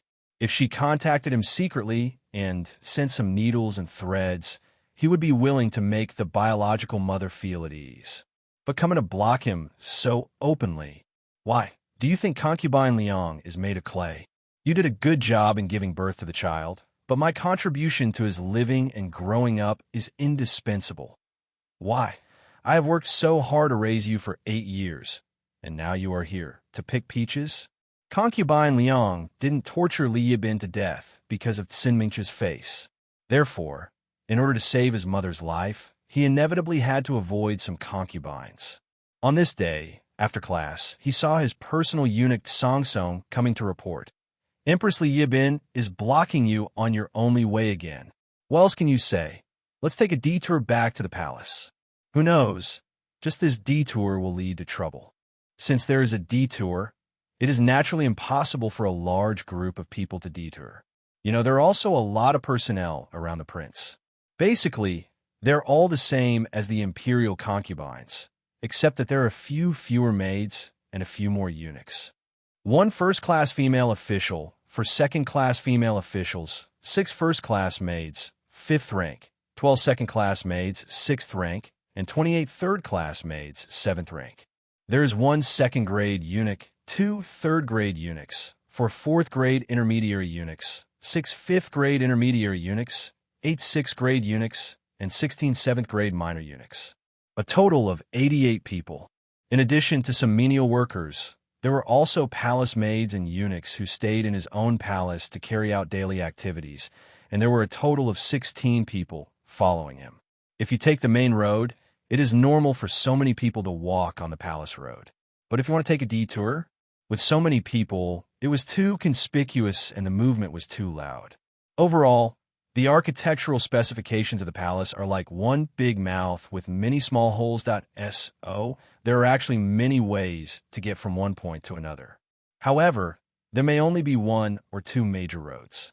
According to etiquette, some roads can only be walked by the emperor or only when certain rituals are held. If Qin Mingche wanted to go around, he could only go around a small road, not a small road with too many people passing by. After all, it would be very embarrassing to hide from one's own biological mother if someone caught her. Not only was he embarrassed, but concubine Liang and even Li Yibin were likely to be laughed at. To be honest, he was even ready to climb over the wall. In this case, it would be inconvenient for several palace maids to follow him. Qin Mingche asked them and the junior eunuchs to return to the palace through the main road. He took a 4th-grade intermediary eunuch and 2 5th-grade eunuchs and took a small path. He couldn't go through the Changle Gate where he usually went in and out, so he could only go through the Kangle Gate where the palace maids and eunuchs usually went. Kong Lemon is so small that it cannot even accommodate 2 people side by side. The 4th-ranked Lieutenant Yabai was half a step behind him, and the 5th-ranked Lieutenants Songsong and Shuesong were 1 step behind him, both following closely behind him. Concubine Liang treated him with all her heart and soul. Each of the palace servants who served him were carefully selected by her as a person with a good heart. They served him thoughtfully and behaved appropriately. He was not used to it first, but because he was a child and couldn't do many things, he had no choice but to accept it. As time went by, he became accustomed to it. After all, in modern times, after using the toilet, there is special wet toilet paper. You can press a button to flush it, and you can also turn on the exhaust fan. When washing your hands, turn on the faucet, squeeze some hand sanitizer, and squirt twice. But now, if you want to do the same thing, someone has to burn incense, fan, and hold a soft towel that has been wetted and wrung out. This is disposable. Others held copper basins filled with warm water and pancakes, waiting for him to wash his hands, and offered delicate dry towels for him to dry after washing. After this setup, there must be at least 5 people serving him front and back. There must be someone responsible for boiling water, someone responsible for burning incense and fanning, and 2 or 3 people for personal service. Therefore, Qin Mingche was still very grateful to concubine Liang, because if one of the few people he serves personally is not right, he will not be able to live a comfortable life. Don't mention any gossip.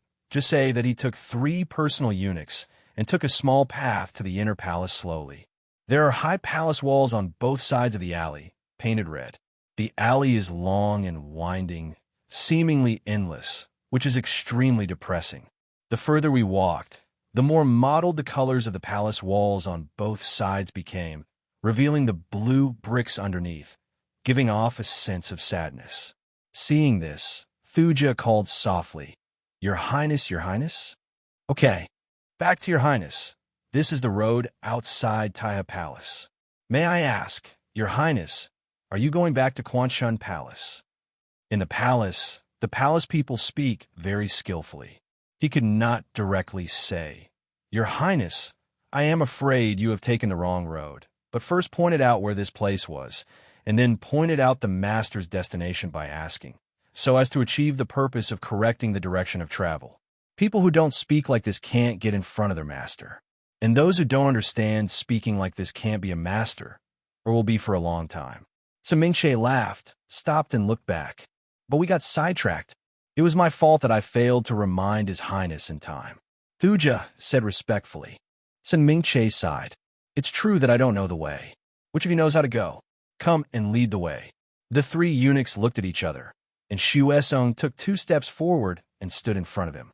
I will lead the way for Your Highness. Please pay attention to your steps. This place has been deserted for a long time, and the floor tiles will inevitably be uneven. Qin Mingche waved his hand, signaling Shuesong to hurry up. Let's go. I've been hungry after reading all morning, and there are martial arts classes in the afternoon. I don't know what food my mother has prepared for lunch. A few small talk and zigzag forward. As they walked, Shuesong didn't forget to mention which palace they were passing now and where they had gone. It was like a human navigation. "Your Highness, this is Jianzhong Palace, and this is Huan Palace. Jianzhong Palace is on the left and Huan Palace is on the right. Like Taiha Palace and Quanshan Palace, they belong to the 16th Palace on the east side." Sun Mingche looked around and tried to remember the location. At this moment, a shrill scream suddenly came from my ears. Sun Mingche was so frightened that he shivered. The 3 inner guards immediately held their breath and concentrated. "Your Highness!" Seeing Sun Mingche stopped, Yabai called him softly. "Hold on. Are you punishing the palace servants?" But the people in the palace have been trained to remain silent, even if they are severely punished. If you dare to yell, you will be punished. That is... Before Sun Mingche could figure out the reason, the screams sounded again. This time he pinpointed the location accurately. The sound came from Jianzhong Palace. "Who lives in Jianzhong Palace?" Sun Mingche asked. "Going back to your Highness, Yang Shumban lives in the main hall of Jianzhong Palace. For beauties live in the west hall, Xiaoju lives in the east hall, and Yuan Zhaoi lives in the back hall." "Oh, it's so full. There are 28 concubines serving, including 88 Zhaoi, Jiu, and Marin. Yang Shumban also has a daughter, her biological daughter, who according to regulations is the same as the prince with people. If they are all full, then just 200 people will be crammed into the room." These thoughts flashed through Sun Mingche's mind for a moment. He listened carefully, took 2 more steps in the direction of the screams, and applied his inner energy to his ears. "Tao Mei, you better tell me. How could this medicine be found in your house?" "Empress Zhaoi, I really don't know." "Fisk, are you still being stubborn?" Then another scream came, and then it stopped suddenly and turned into a whine, as if his mouth was covered. "How did Empress Zhaoi abuse lynching? Don't say that I am really innocent. Even if I am guilty, I should first let Empress Shun make the decision and report to the Empress, and then deal with it." A sneer. "Repay to the concubine? Hee hee. I'm afraid you don't know that I'm sparing your life. Do you know what this thing is?" Sun Mingche's heart also lifted, and he almost pressed his body against the wall. The 3 lieutenants did not dare to move without permission and just stood where they were. "Red poppy flower ointment. This is an addictive, forbidden drug. The late emperor once issued an edict to inform the world of the dangers of this drug, saying that taking it for a long time will make people's bones and muscles hollow and look like a skeleton. If there is a seller, we will punish the 3 tribes. Aren't you going to tell the truth? Unjustly accused. I am truly unjustly accused." Tao Marin's voice immediately became panicked. "I don't even know what red poppy paste is. I've only heard about it, but today is the first time I've seen it." After a moment of silence, Yuan Zhaoi's voice sounded calmly. "In this case, let's report it to Concubine Shun." Sun Mingche couldn't hear what happened next, even with Sun Mingche's sharp ears. After thinking about it for a while, he motioned to Han Song to lead the way and continued moving forward. He didn't know much about the little mothers in his biological father's harem, and he had never even seen most of their faces. Naturally, he didn't know whether Yuan Zhaoi and Tao Marin were enemies or friends to Concubine Liang. But Concubine Liang must know. Shall I tell her? But how could he explain that he could clearly hear the conversation beyond the wall? It's embarrassing. As for hibiscus flower powder, it seems to be an opium-like drug. If something like this appears in the palace, it should be a serious matter. What to do? Should I say it or not? As he walked, he mentally weighed the pros and cons of telling or not telling. How to do it? Until he stepped into the main hall of Quanshan Palace. Sun Mingche was still thinking about this matter. Concubine Liang saw him and mistakenly thought that he was worried about Li Yibin. She was angry and distressed at the same time, so she hugged him in her arms. "Chair, don't worry. Leave this matter to your mother and concubine. Okay? What's up?" "Oh, the matter of Li Yibin blocking the road. It's embarrassing for my mother-in-law." Sun Mingche put on a gentle smile and said softly, "I know that my mother-in-law is good to me. In my heart, although my mother-in-law did not give birth to me, it is better than giving birth to me. But if I am too ruthless to my biological mother, it will be difficult for everyone to stop talking." Concubine Liang held him in her arms and gently stroked his back. "Chair, I know you are a sensible and good child. Don't worry. This is a matter between women, and you shouldn't be involved. Let the mother-in-law handle it. Just study hard and don't focus on these narrow paths. Come on, come and see what delicious food my concubine has prepared for you. Today at noon, there were Tsinmingche's favorite dishes on the table. Boiled shrimp, steamed egg with shrimp paste, crab meat dumplings, crab meat lion head, and even a whole steamed yellow croaker. The capital is not close to the sea, so fresh seafood like yellow croaker is very rare. There is no such thing as Tsinmingche and Liang Guifei. This yellow croaker was sent by your father.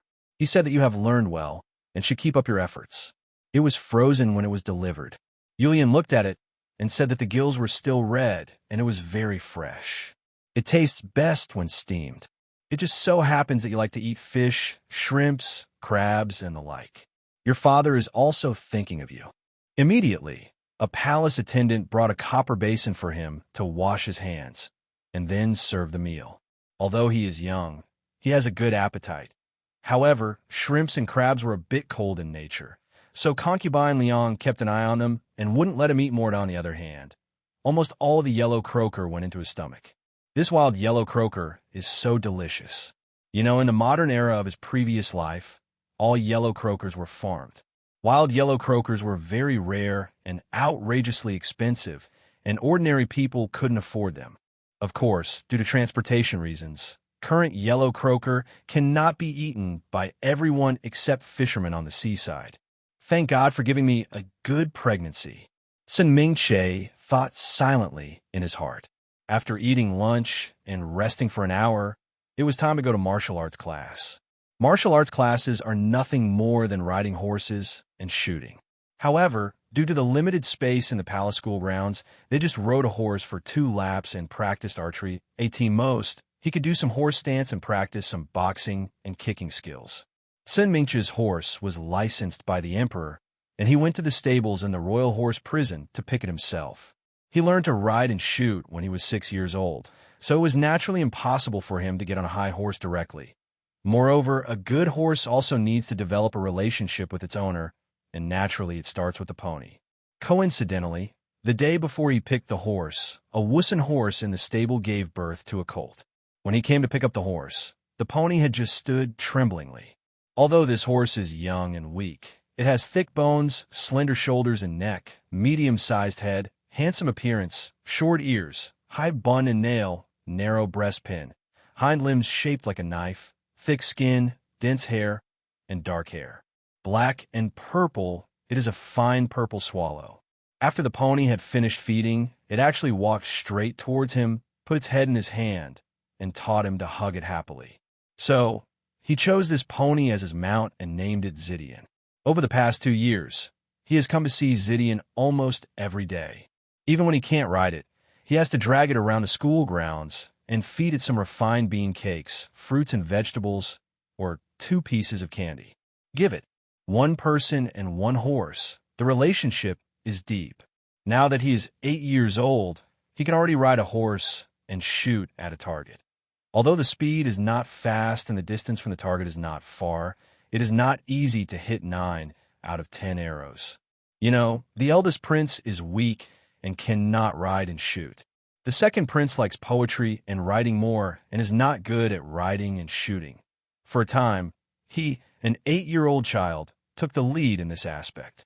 Even some families who have practiced martial arts for generations can only produce sons and daughters who have been taught with great care. After 2 more years of training, he will be able to shoot moving targets as he grows older and his muscles become stronger. He said, "No wonder there are always people trying to kill him. It should be noted that people who are too high will be more jealous, and people who are too clean will be resented." This poem was originally used to describe Miao Yu, but it seems to make sense when applied to him. To put it in layman's terms, the rafters that stand out first die first. At a young age, he was extremely talented both in civil and military skills. He was so outstanding that it was hard not to arouse a sense of crisis in others. But Tsinmingche didn't want to restrain himself at all. He forced him to be strong, and the breeze blew the hills. No matter how vicious those people are, they can't shake him in the slightest. The martial arts training school is in the front court, and there are many guards. Naturally, It is inconvenient for him to bring the palace maids here.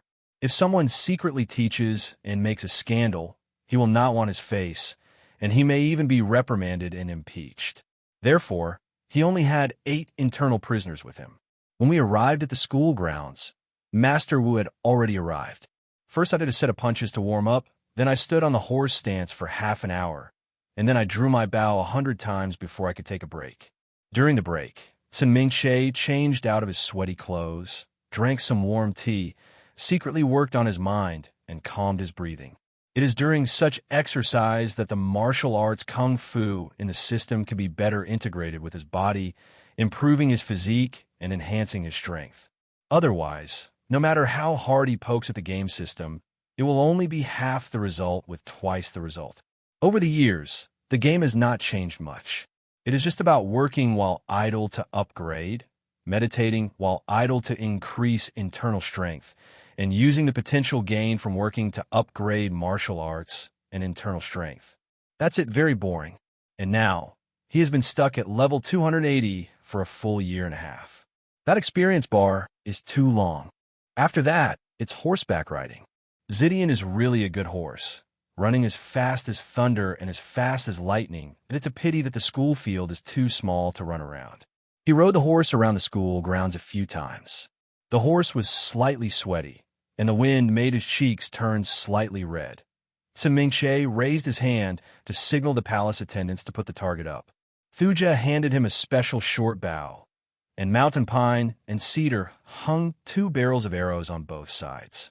Sun Mingxie whistled, and the surrounding palace people retreated like a tide. He patted the horse's butt lightly, and Zidian rushed out like an arrow from string. First lap, shoot. 5 arrows hit the bull's eye. Second lap, shoot. 4 out of 5 arrows hit the bull's eye. Sun Mingxie leaned on the horse and gently pulled the reins to adjust Zidian's running direction. Right now, suddenly a strange fragrance came, like orchid but not orchid, like musk but not musk, with a sweetness lingering on the tip of his nose, making Sun Mingxie's eyes darken. His hands and feet became weak, and he almost fell off the horse. Zidian must have also smelled this fragrance. He immediately stood up, looked up to the sky, and let out a long hiss, and suddenly started running wildly. Sun Mingxie managed to grab the reins, leaned down on the horse, stabilized his body, and, at the same time, quickly started running thousands of tribulations. In an instant, his blood surged, his face turned red, and a heat flow emerged from his meridians, dispelling the feeling of soreness and weakness in an instant. Sun Mingxie tightened the reins hard, but Zidian was like crazy, struggling left and right, like a wolf running and rushing, and occasionally he would stand up, shaking his head and struggling, until he was on the verge of falling. The incident happened suddenly, and the surrounding guards and palace people were stunned for a moment. After reacting, guards immediately came over to help subdue the frightened horse, and some internal guards gathered around, hoping to catch Sun Mingxie when he fell from the horse. You know, if he has any shortcomings, no one here will survive. Zidian is a fine, purebred Wusun horse. He is now nearly 2 years old. His hooves are as big as ocean bowls, and he weighs about 300 kilograms. If it were kicked by a hoof, it would break bones at least. Therefore, even though everyone around him was spinning around, no one could hold the reins. Sun Mingxie held a bone-piercing awl in his palm and hesitated whether to send it out.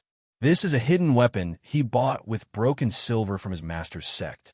It is of white quality and has no limit on quantity. Such a close distance, with a little force, one shot can penetrate the horse's neck.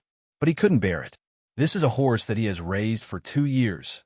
I've been watching it since it was first able to feed, and it has grown to dash pounds. He hugged the horse's neck tightly, his whole body pressed against the horse's back, and he could clearly feel Zidian's heartbeat. TSK, try again. This time, he used his inner strength in his palm and slapped the horse on the neck. The majestic strength penetrated into the blood. Zidian whined, knelt down, and then lay on his side on the ground, his 4 hooves twitching. Sun Mingxie seized the opportunity, jumped off the horse, and landed firmly on the ground with a move of clouds rising and snow flying. Your Highness! Your Highness! How are you? Your Highness, are you feeling well? Call the doctor. Call the doctor quickly. The palace people gathered around, with the words "survive the disaster" written all over their faces. Wait! Sun Mingche shouted sharply. Someone who knows horses, come and see what's going on with Zidian. Before Zidian went crazy, I smelled a strange fragrance, but someone knows what's going on. Jinsong, report what happened to my mother and concubine. Make it clear that I am fine. Songsong, go and report to your father. Shansong, seal off the front and back of the school grounds for me. I want to see who is causing trouble today. After saying that, he took 2 deep breaths, held Sobai's hand, and stood firm. Someone bring a chair over here. I'm going to sit here. No one can leave until the matter is cleared up. After all, he is a very favored prince, and everyone in the school is willing to obey his orders. If he is powerless and unfavored, the people below him will have 800 reasons to shirk his orders and thousands of ways to dig holes.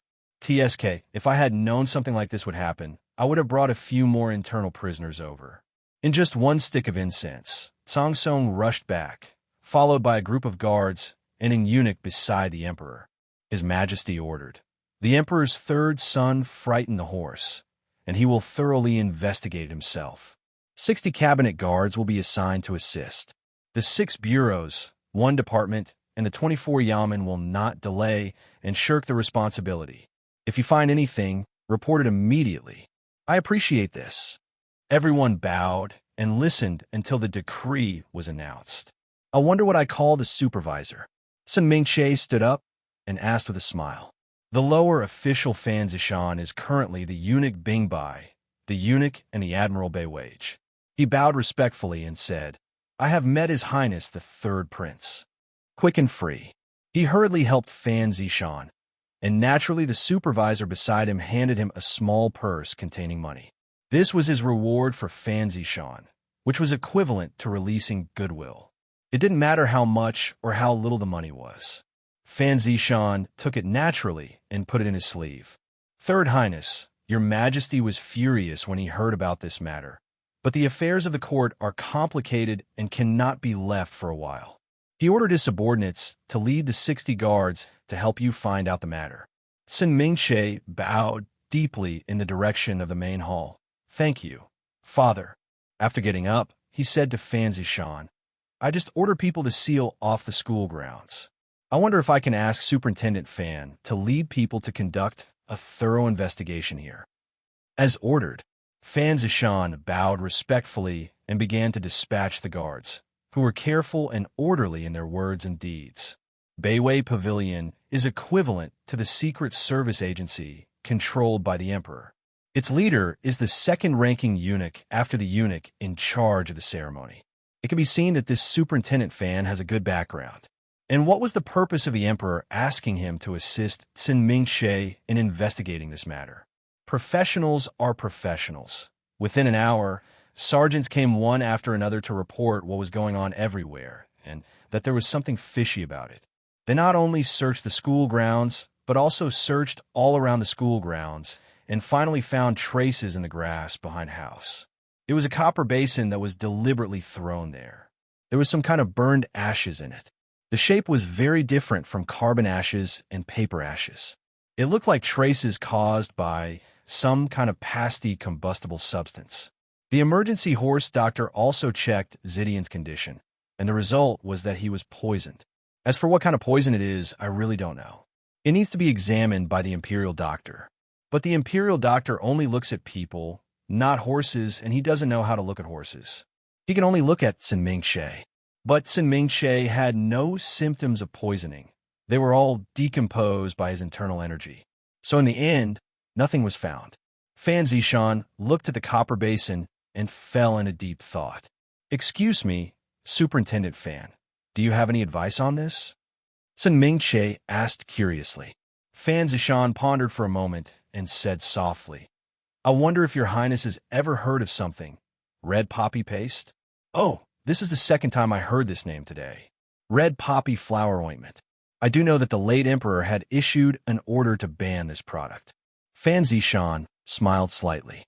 Red poppy flower ointment is a medicine made from red poppy flower fruit and dozens of other poisons. Taking it can cause death. After burning, there is no smoke, but there is a strange fragrance. Smell it. It can make livestock madness. If a person inhales this fragrance, he will be in a coma and dance with his arms and legs, as if he were in a dream. I've heard it for a long time. It's addictive. I can't control myself. I burst into tears, and I'm as paralyzed as mud. Sun Mingche was horrified when he heard this. Isn't this TMD just a drug? It's still a drug that can be inhaled from a distance. So awesome. Who used this thing to harm me? Sun Mingche took action. This thing is too poisonous. The late emperor was wise in his decree to ban this thing. But why are there still people so bold now? Not only do they take out this thing, but they also bring it into the palace. If it only harms me, that's all. If it harms my father, then how can it happen? I beg you, Superintendent Fan, to report this matter to your father immediately. Fan Zishan bowed deeply. The subordinate obeys the order. Back at Quanshun Palace, concubine Liang was already crying with tears all over her face. Seeing Sun Mingche coming back, he hurriedly took 2 steps forward and held him tightly in his arms. My son, if something happens to you, what will happen to me? Let me see, are you okay? Sun Mingche hugged her back and comforted her. Mother, don't worry, I'm fine. Look, am I not fine? If you don't believe me, I'll jump on the spot for you. Concubine Liang was stunned and checked him all over before she felt relieved. My son, you scare me to death. Sun Mingche's face sank. Jinsong, what did I say? Didn't I tell you to tell my mother and concubine that I'm fine? Jinsong crawled and knelt in front of him. Xiaoguan did say it, but the Empress and His Highness were close to each other. When they knew something happened to His Highness, they were so anxious. How could they feel in their hearts if they didn't see His Highness standing completely in front of them with their own eyes? It can't be good either. Concubine Liang also grabbed him. It's not his fault. I know something happened to you. Even if you tell me it's not serious, how do I know if it's true? What if you collude to deceive me? If I don't see it with my own eyes, I won't be able to feel at ease. Sun Mingche patiently helped her sit down. Concubine, now that I'm standing in front of you, you're not anxious anymore, are you? Wipe your tears quickly. My beautiful eyes are swollen from crying. Oh, it's my fault. Concubine Liang smiled through her tears and patted him gently. Why are you so poor? Okay, tell my mother and concubine quickly what happened. Sun Mingche hesitated for a moment, then whispered, Mother, this matter has alarmed my father, and even dispatched the Beiwei Pavilion. You? Or should you stop asking? Concubine Liang's expression instantly became solemn. The dispatch of Beiwei Pavilion shows that this matter has already implicated the previous dynasty, and is no longer a matter of strife in the harem. It is indeed not something that concubine Liang should know. Some things, the less you know, the safer you are. Concubine Liang thought for a moment and said in a low voice, You are the mother-in-law who knows everything about it. What does it have to do with it? Sun Mingche thought for a while, then leaned into concubine Liang's ear and said 4 words in an inaudible voice, red poppy paste. Concubine Liang's pupils instantly dilated. Okay, mother-in-law, I won't ask anymore. By the way, concubine, I think my father may intend to search the palace. Should we make preparations? Search the palace. Yes, it's time to search the palace. Concubine Liang murmured to herself. With such a big thing happening, it must be necessary. Come here. Invite Nanny Qin and Nanny Su over. Ask Yang Hongsheng to come over too. The rest go out. Chair, just sit here and listen. In Quanshun Palace, several eloquent palace people gathered here. It is equivalent to the board meeting of a large company in the previous life. Concubine Liang gave the instructions in an orderly manner. Today, we are going to conduct a self-examination in the palace. You guys, please be careful. If you find anything that violates the rules, deal with it immediately.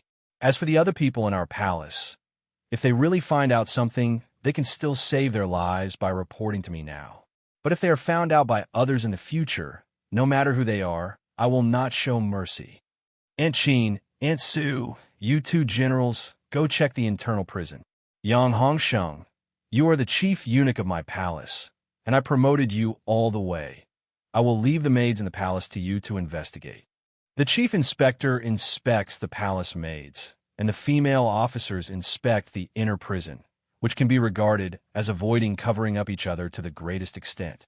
But if there is a good relationship in private, it cannot be completely eliminated. I'll repeat it again. Something big happened in the palace this time. We need to investigate ourselves quietly and with clean hands and feet. If you cover up each other, you must also cover up so that even the guards of Beiwei Pavilion can't find out. If you don't have that ability, give up as soon as possible. If you sit on the bench for 2 years, there will be no chance in the future. If you are lucky enough to hide it today and expose it tomorrow, I'm afraid not one of you will be unlucky. We can't protect it from top to bottom. If you don't want to send a torn mat to the evolution field, then check it carefully for me. Check it carefully. Liang Guifei used both soft and hard tactics and explained the pros and cons of the matter thoroughly. The three exchange a look. I dare to ask, madam, is there anything that needs to be investigated? This is also the black talk in the palace. For example, if you're looking for witchcraft, you will say the one with the head and the feet. If you're looking for illegal drugs, you will say the black-faced pharmacist Buddha. When concubine Liang was silent for a while, she drew a circle in front of her face with one hand, indicating face, which means black-faced medicine Buddha. The three of them immediately said yes and stepped back with their hands down. My son, the people around you must also be checked. Concubine Liang held Sin Mingche's hand and whispered, I'm asking Superintendent Fan. Sin Mingche replied softly. Probably it won't be long before Superintendent Fan comes to pick up someone. Concubine Liang frowned and thought for a moment, then smiled brightly. Okay, you're doing great. Now, go and rest for a while. Tonight, I'm afraid there won't be peace in the harem. That night, the unknowing harem concubines have all gone to bed, but they don't know that their palace has been surrounded. Knock on the door and search. The noise started. Girls, please step aside to avoid collision. All the palace maids are locked up in the palace. Call the female officers to search you. Internal prison, come here. Search everyone. Search the house. Remember to search for anything on the beams. Are there any hidden compartments at the bottom of the boxes? Don't miss them under the bed or in the Kong hole either. Be gentle and don't destroy anything. No one dared to resist. The palace people looked horrified, but they all kept their mouths shut and did not say a word. These are all sword-wielding soldiers of Beiwei Pavilion. Who dares to tamper? In this search, I found 3 poles in the sun from the 4 corners of the twilight, and from the 3 poles in the sun, I found that it was getting late. On this day, no one in the palace, from the master to the servants, had a good meal. The servants came and went suddenly, leaving a mess behind. The next day, a group of maids and eunuchs disappeared from the palace, and 6 or 7 of them were still there, including 2 beauties, one Jiu and the other Jowie. No one asked, no one dared to ask. Sin Mingche kept this matter silently in his heart and left it to be discussed later. Zhengping, 20 years. Spring. A young boy who looked as rich as jade and with eyes as bright as stars was walking on the cobblestone garden palace path, followed by 2 rows of small and large internal prisoners of about the same age. This young man is none other than Sin Mingche.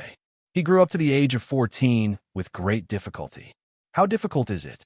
Needless to say, when I was 8 years old, I scared a horse. When I was 9 years old, I was playing ice games on the lake in winter, but the ice that was supposed to be 3 feet thick suddenly broke. When I was 10 years old, I was falsely accused of knocking down my pregnant concubine, causing her to miscarry. When I was 11 years old, she suffered another miscarriage being poisoned. This time the poison was in the incense burner, which has been known to weaken people for a long time. When he was 11 years old, while watching lanterns in the palace during the Lantern Festival, someone lit a fire and wanted to lock him in the deserted palace and burn him to death. Everything was carefully planned and prepared for a long time. After repeated investigations, only a few palace people died. The biggest trouble was the incident when he was 10 years old.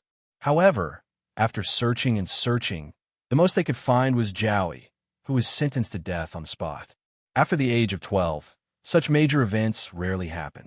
Probably his daily necessities, such as food, clothing, were transferred from the 6 bureaus and 1 department managed by the harem to the 24 yamen of the internal supervision prime minister. Those women can't reach in.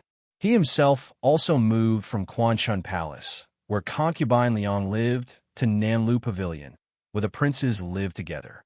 6 bureaus and 1 department are mainly responsible for the concubines, maids, princesses, and the little prince who is not yet grown up. The 24th yamen is mainly responsible for the emperor and princes over 12 years old. The South 6 pavilion is divided into 2 rows, front and rear, with 3 pavilions in each row. The front row is called the head, and the back row is called the second. Each pavilion has 3 entrances. Each 2 pavilions share a wall, a bit like a townhouse. Sun Mingche happens to live in the Tudong Hall, which is on the far right side of the front row. The eldest son of the emperor lives in the Tu Shi Pavilion. The second son of the emperor lives in the Tu Zhong Pavilion, and the third son of the emperor, lives in the Tu East Pavilion. On this day, he was walking from the front hall to the harem to pay his respects to concubine Liang. It is said to be a greeting, but in fact it is like a working son or daughter going home to visit their parents on weekends. Usually they go in the morning and return in the evening. Went there just to talk about what we did this week, whether we ate well, whether we slept well, and care about each other. Maybe we could also meet their emperor father, and the whole family would sit at the same table and eat. A meal can be regarded as a relatively warm family activity. But before going to see concubine Liang, he had to go to Cunning Palace to pay his respects to his aunt, the queen. TSK. So counting, he already has 3 mothers. Walking up the high jade steps, someone from the palace had already come in to report. The 2 palace maids standing by the door lowered their eyebrows and bowed their heads. While saluting, they did not delay in opening the door curtain for him. Sun Mingche walked in, and a palace maid led him into the hall. The queen sat at the head of the table, next to her most trusted female official, Nanny Qian, and next to her sat an old woman with silvery hair. The palace maids and eunuchs stood behind, becoming the most majestic backdrop in the harem. Sun Mingche walked to the center and stood, saluting, greetings to the queen. I wish the queen happiness, longevity, and health. The queen raised her hand, and a young eunuch came over to help him up. The queen's appearance can only be described as delicate, with slender eyebrows and eyes, thin lips, and a complexion as white as jade. Because of the passage of time, although I have taken good care of myself, after all, I'm already 40 years old, and the skin on my face is somewhat sagging. Chair, this is Mrs. Jiashur, the Duke of Rongwa. I have met His Highness the Third Prince. Oh, is this the legendary Jia Mu, the old lady of the Jia family? Sun Mingche looked up and down, with a smile on his face, and supported Jiashur with his own hands. I can't afford to be a courtesy to an old man. The 2 of them sat down one after another, facing each other.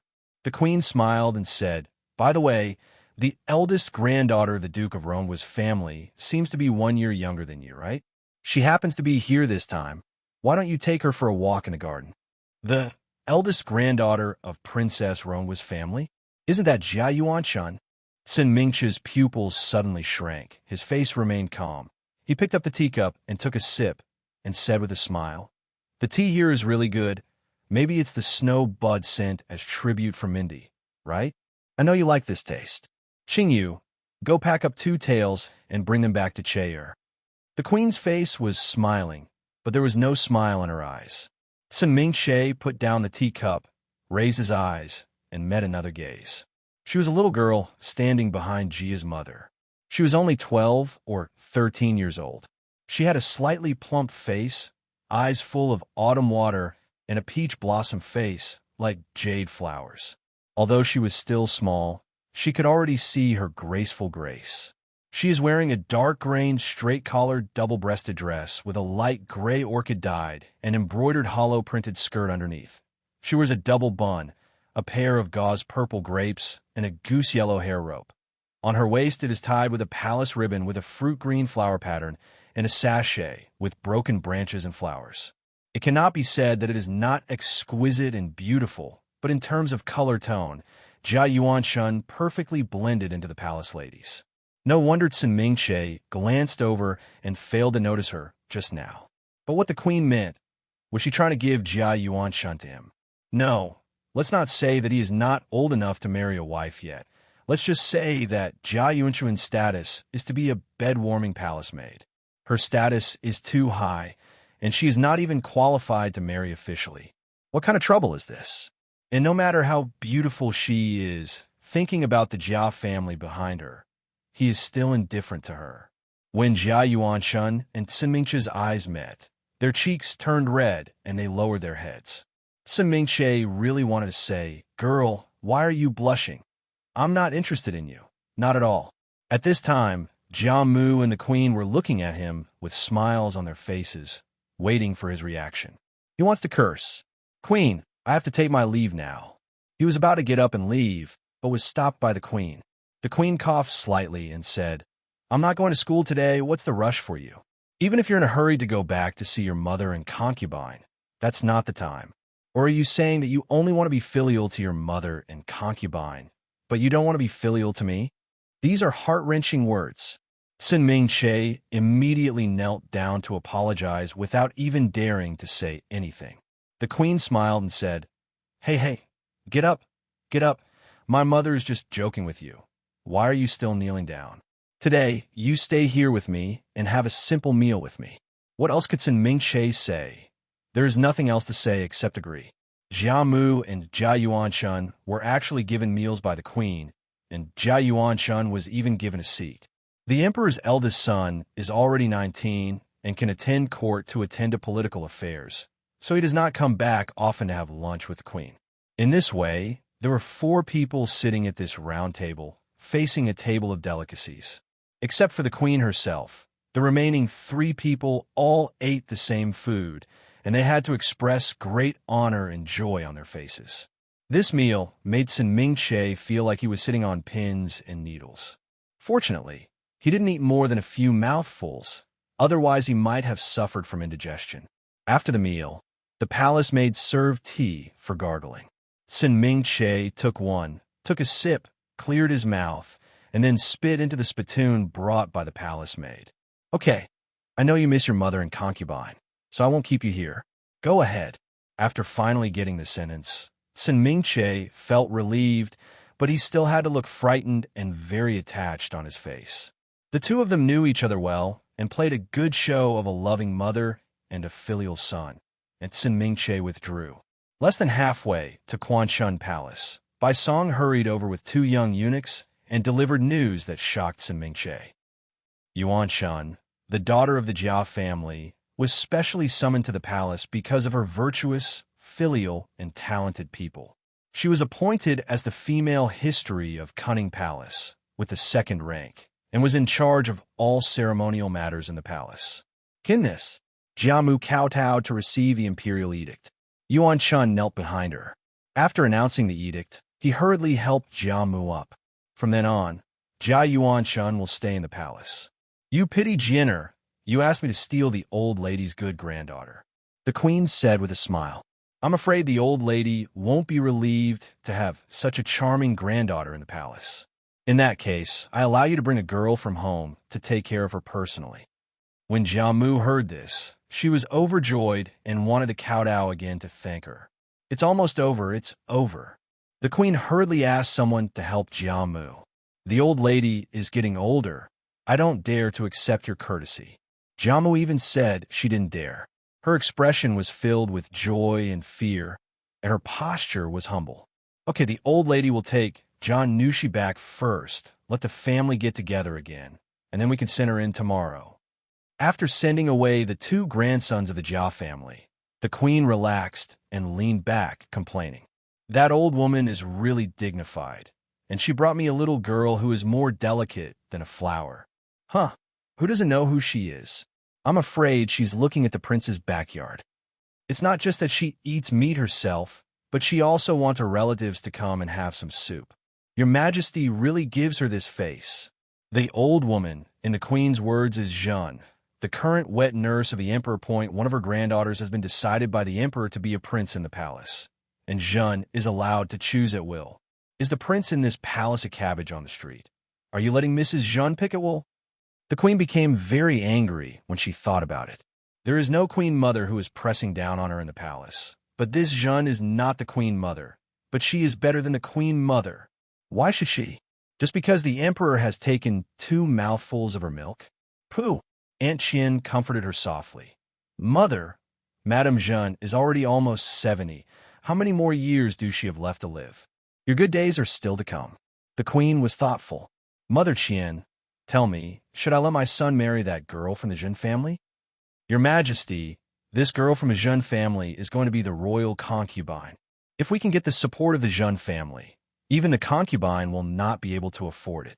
In this Qin dynasty, the prince was 20 and got married when he was young. The eldest son of the emperor is already 19. Empress, as I said before, the glory of a Jeanne family is only due to the Jeanne family. But how many years can a Jeanne family live? However, I heard that the girl from the Jeanne family has a rare good appearance and good character. If the empress is if I think it's worth it, it wouldn't be bad to marry that girl from the Jeanne family back. The queen was lost in thought. Is it worth it? Jeanne's son was quite trusted by the emperor. He was given a birth certificate by the emperor without any scientific examination, and now he is in an important position. Moreover, judging from how Jeanne can persuade the emperor to send a girl from her old relatives to the queen's palace to be a female historian, we will know Jeanne's status in the emperor's heart. You know, Jia Yuanshan is said to be the eldest granddaughter of the duke, but in fact, isn't she just the daughter of a 5th-grade camp guard? Among the concubines in the harem, where is this status enough? As for the palace maids and female officials, girls aged above 6 and below 10 years old must be selected from the homes of innocent people from the 6th grade to the common people. They must study and read in the palace. After learning the rules, they are assigned to various palaces, rising level by level. Those of the 1st and 2nd grades are all popular figures in front of the queen and concubines. Those in the 6th and 7th grades are mostly odd jobs. There are also those who serve in the 6 bureaus and 1 department.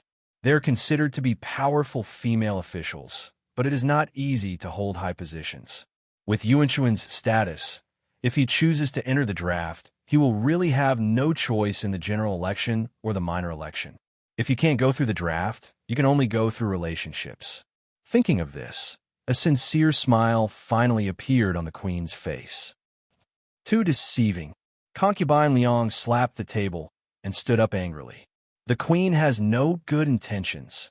After venting some of her anger, she took Sin Mingqi's hand again and said earnestly, My son, you must be careful about that Jia Yuanshan. Cunning Palace made sure is just a fig leaf. She just came here for the prince's backyard.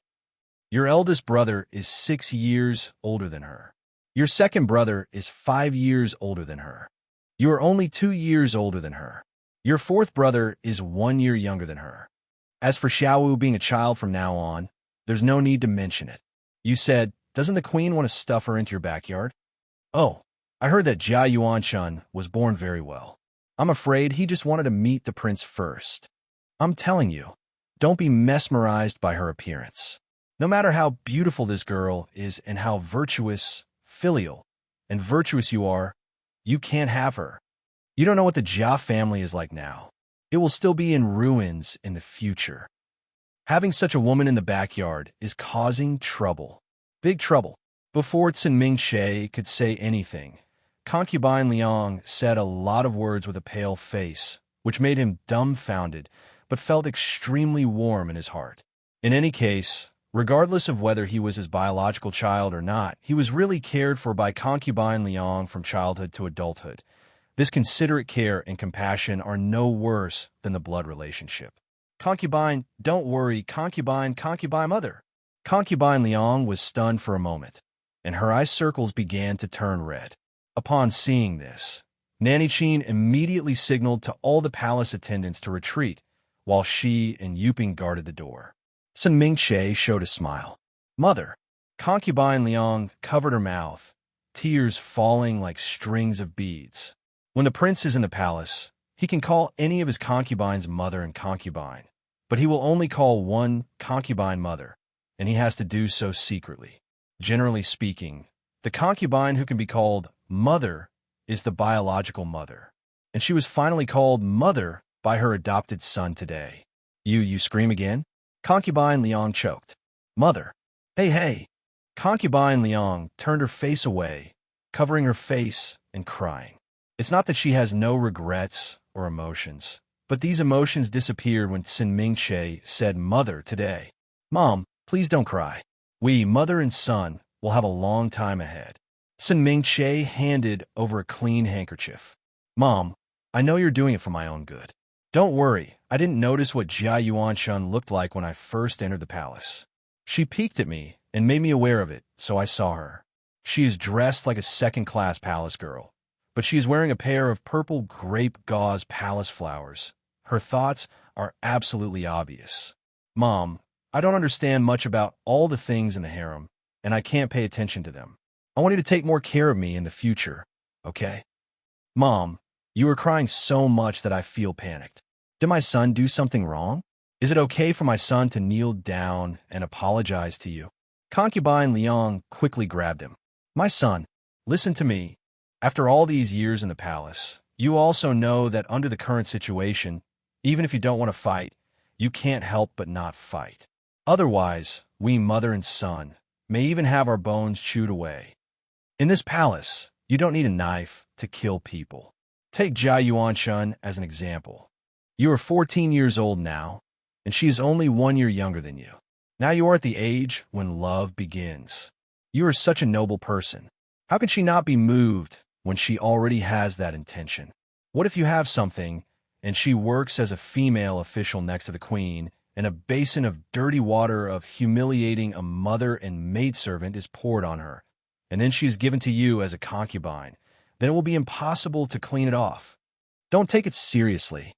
I didn't tell you this when you were still young, but now you are old enough to join the government.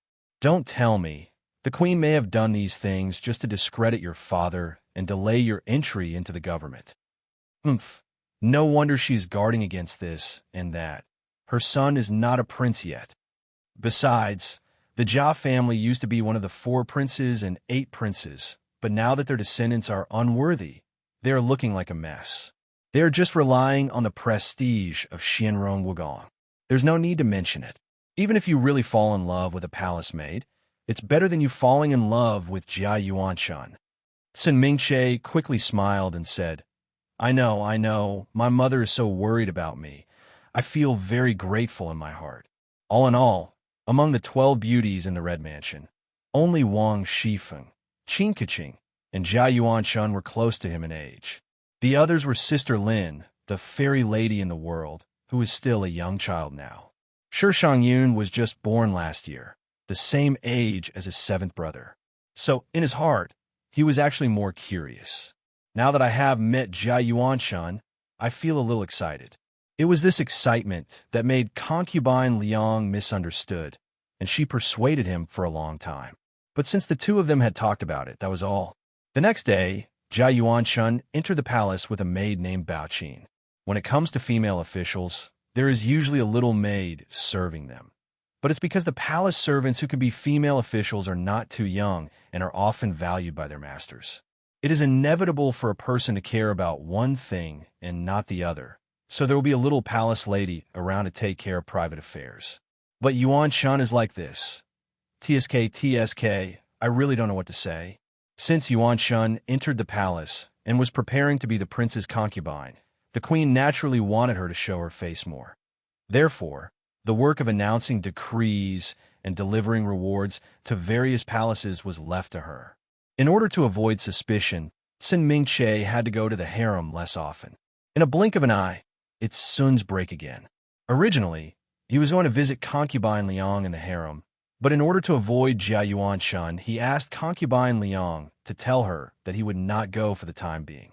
He took his waist badge, brought a few people with him, ordered his guards, and prepared to leave the palace to visit Duke Li Guo's family, which was concubine Liang's natal family. Duke Li Guo originally had a large number of troops to guard the frontier, So sending Liang Guifei to the palace was actually a sign of loyalty. But it is precisely for this reason that Liang Guifei cannot have children to prevent Duke Li from becoming powerful. That is to say, later, Duke Li Gua handed over military power since he was old. The son of Duke, Li also transferred from martial arts to civil service. He was also admitted to the Jiren examination and later became a Jinshi, ranking second. In order to compensate, the emperor recorded Sin Ming Che in the name of concubine Liang. It's a kind of balance. There is no blood relationship, only the status of etiquette. Even if Sin Ming Che has a good relationship with concubine Liang and his son, there is no way to get the Li Gua family to fully support him without any grudges. Therefore, it is still necessary for both parties to maintain emotional contact.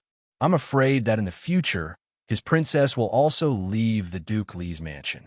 He only brought 16 people with him, and without setting aside the prince's guard of honor, he quietly entered Duke Li's mansion through a side door. This is the title of Duke, but it is a title obtained from the founding of the country and is hereditary. It is now the third generation. According to his title, he should be in charge of the current Duke of Li Gua, Jiang Yanwei, and call him grandfather. The next Duke Li Gua, now the eldest son of Duke Li Gua, Jiang Xinji, is concubine Liang's biological brother, so he can be called uncle. His uncle's eldest son, several years older than him, is now his companion. Old minister, I have met the fifth prince. Sin Ming Che quickly stepped forward and supported Duke Li. Hurry up and get back on your feet. Asking my grandfather to give me a gift will cost me my life. The gift cannot be neglected. Duke Li Guo was tall, with a slender face and gray beard, and he was very majestic. But now, when facing Sin Ming Che, he smiled and had kind eyes. The crown Prince Li Guogong has a similar appearance to Li Guogong, but he is very literary and is completely opposite to Li Guogong. Grandpa, uncle. Sin Ming Che said hello to the two of them. Why don't you see Bo Hong? Jiang Bohong is the eldest son of Prince Li Gua and the companion of Sin Ming Che. Bohong made an appointment with some friends today to practice riding and shooting on the school grounds. Your Highness, do you want to go and see them? Sin Ming Che suddenly became interested. Okay, let's go and have a look. He didn't want his grandfather and uncle to accompany him. He took a stroll and walked over by himself. Mr. Li Gua came from a military background, so he naturally attached great importance to martial arts. The school grounds at home were quite large and equipped with all kinds of weapons. Even the disciples who are preparing to study and become officials have two skills. When we arrived at the school grounds, someone had already informed us that as soon as Sin Ming Che arrived, the princes, and grandsons immediately bowed their hands in greeting. I have seen His Royal Highness the Third Prince. No gifts, no gifts. I came to my grandfather's house to have fun. If it makes everyone upset, it would be my fault. Sin Ming Che spoke and smiled at Yin Yin. Bohong, why don't you introduce them to me? But there are a few of them that I know well. Despite Jiang Bohongsheng's elegant and handsome appearance, he also has some skills. Besides, Li Guogong comes from a noble family.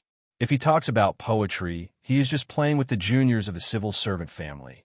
But as for riding and shooting, they are all descendants of noble families.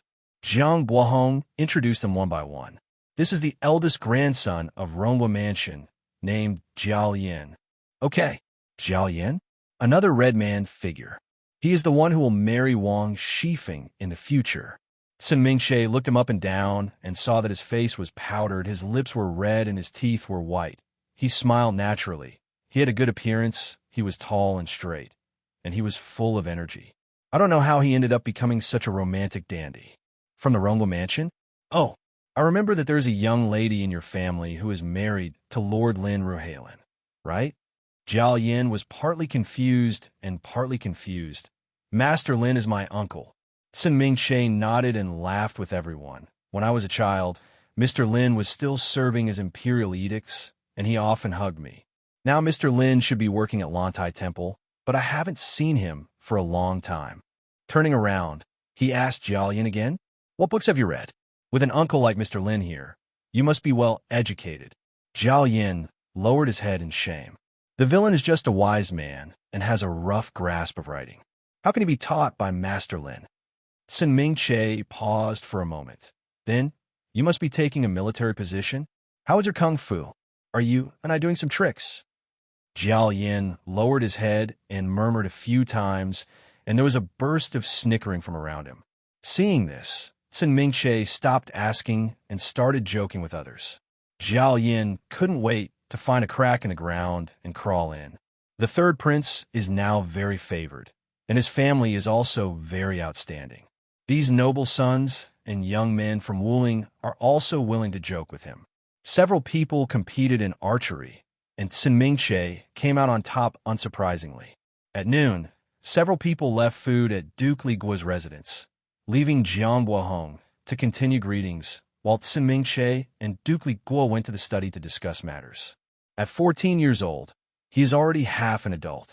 What they were discussing was also when the emperor issued an order for him to attend the court to listen to the government. Now that he is in court, he is only listening to politics rather than participating in politics, which is equivalent to his status as an auditor. Generally speaking, he will not be allowed to do things seriously. But being able to listen is better than not being able to listen. Now that His Highness has just celebrated his 14th birthday, it is not advisable to act too hastily.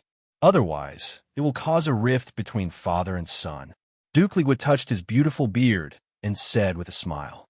Sin Ming-che said helplessly, "If my father has his plans, it doesn't matter when I enter the court. I'm just afraid that someone will cause trouble and force me to study in the study." And he told Jia Yuanshan about entering the palace in this way. How can such a dirty family be an in-law? If you just give me a concubine, keep a close eye on her, don't send news to the Jia family, and don't leave any blood, that's fine. I'm afraid that my father is thinking of Duke Rong and wants to make her a concubine. Duke Li Guo nodded and said, "It is indeed a trouble." Duke Rong did have some dignity in the military. Although he had passed away many years ago, not all those who had benefited from him were dead. For a prince who has no foundation in the army, it would not be a bad idea to accept Jia Yuanshan and contact the Jia family. But Duke Li Guo's family was originally from a distinguished family, and Duke Li Guo himself was still alive. Wouldn't it be much better than the declining Jia family? The queen felt that the corruption of the Jia family was a drag, and did not want others to gain help from the Jia family in the military. So she deliberately gave Jia Yuanshan to Sin Ming-che. "I do have an idea." Sin Ming-che smiled, his eyes slightly narrowed, his eyes bright, somewhat harmlessly cunning and intelligent. The second brother and the eldest brother are having a huge quarrel in the court right now. It is precisely because of the affairs in the north that they can't take care of me for the time being. That is to say, the queen is grudged against her mother and concubine, and is committed to causing trouble for us in the harem of the former court. Anyway, I'm not going to court now, so why don't I just ask my father to let me go to the north for a trip? It turns out that this year, Walla from the north went south to plunder again. Originally, this was a normal thing. This Walla is just like the northwest wind in winter. As long as the season comes, we have to stand firm and clear the fields to wait for him to come. Year after year, both the court and the border are used to it. But this time it was different. Pang Rue, the commander of the capital stationed in Liaodong, reported that a heroic figure emerged in Owala.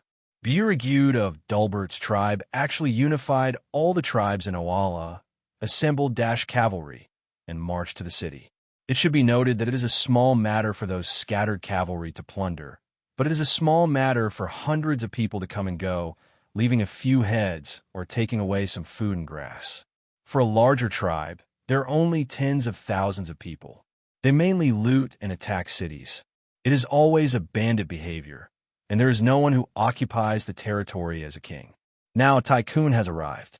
He was able to unify all the ministries in just 10 years, proclaimed himself king, and even gathered a large army to attack the city. It really had to be guarded against. But someone in the court thought differently. The eldest prince and the second prince had a dispute because of this point. One side cannot be called the main piece, and one side cannot be called the main battle. After all, the vast territory of Dogon land is vast, but it only has cavalry. What does it count? There are two main things, One is money and the other is responsibility. If this Burigude is regarded as a serious threat, although it will not lead to a big war, it still needs to strengthen the border town. Whether it is food, grass, or weapons, it will be nothing but money.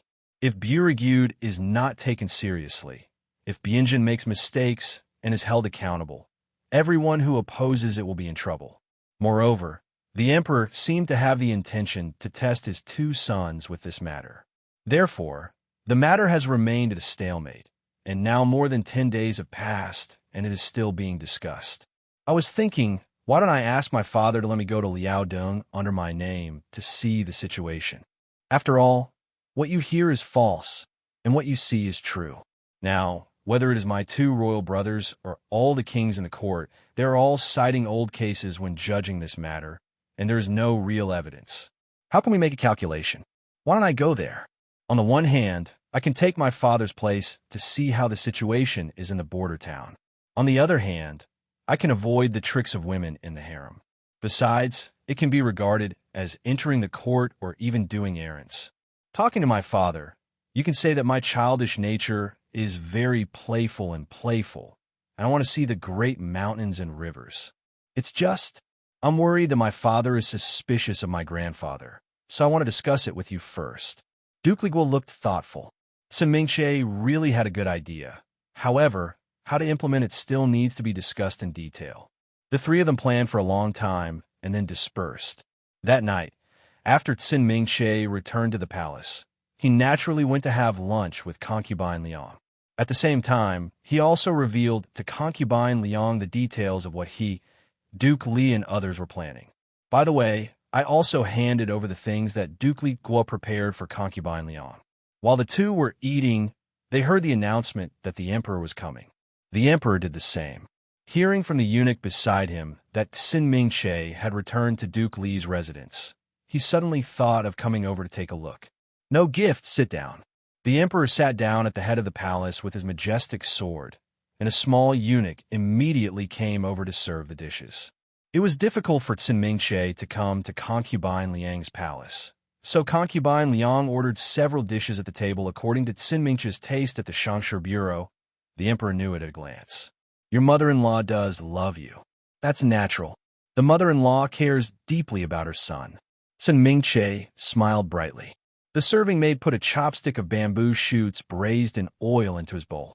He lowered his head and ate it. He felt that the bamboo shoots were crispy and delicious. When the emperor saw it, he said casually, "You really like to eat these fresh foods? Some fresh seafood was imported from the south a few days ago, but the quantity was small, so it was not distributed to the harem. Since you like to eat so much, you will give you one." Sun Mingche quickly thanked him. "How about going back to Duke Li's mansion now?" Sun Mingche replied calmly, starting from playing with the noble children of various families on the martial arts training ground, and then told how Duke Li described the border scenery to him. The eldest brother and the second brother were quarreling about border affairs these days. My son was curious, so he asked his grandfather about things in Liaodong. After repeating a few anecdotes from Liaodong told by Duke Li, he mentioned it casually, "I would like to go to Liaodong and see whether Burigude is a tyrant or a bear." The emperor became interested. Oh, it was also Sun Mingche who was really smart, and with the bonus of internal strength, he was exceptionally sharp and could sense the emperor's pulse. Regardless of the quarrel in the court, in fact, in the emperor's heart, he is very worried about the lack of military equipment in the capital. He is trying to use this matter to attack the garrison in the capital and those dandies who are cheating and fighting with dogs. The disciples hold the string tightly. His mention really gave the emperor an idea. Let the prince take the lead, grab this batch of trash snacks from the capital, and go to the border town of Liaodong together. Of course, the ones who actually do things and conduct secret inspections must be the emperor's confidants in Beiwei Pavilion. But there was a prince there to keep them in check, and these dandies couldn't dance. However, the emperor still felt a little guilty about sending his 14-year-old son to a border town. But the eldest prince and the second prince could not move. The forces of both sides had managed to maintain a stalemate balance. If any of them were sent over, this situation would be broken. Only the third child can use it. Just as it happened, it was time for the third child to enter the court. Then please make more compensation to concubine Yifan Liang and her son. The emperor secretly made up his mind. That night, concubine Liang received a basket of seafood in her palace. This was not an unusual item. It was a gift from the emperor alone, and it was all top quality. The shrimps and crabs were all alive, and the gills of the yellow croaker were basically all bright red, showing how fresh they were. After hearing the palace maid's report, concubine Liang only smiled slightly and was not flattered.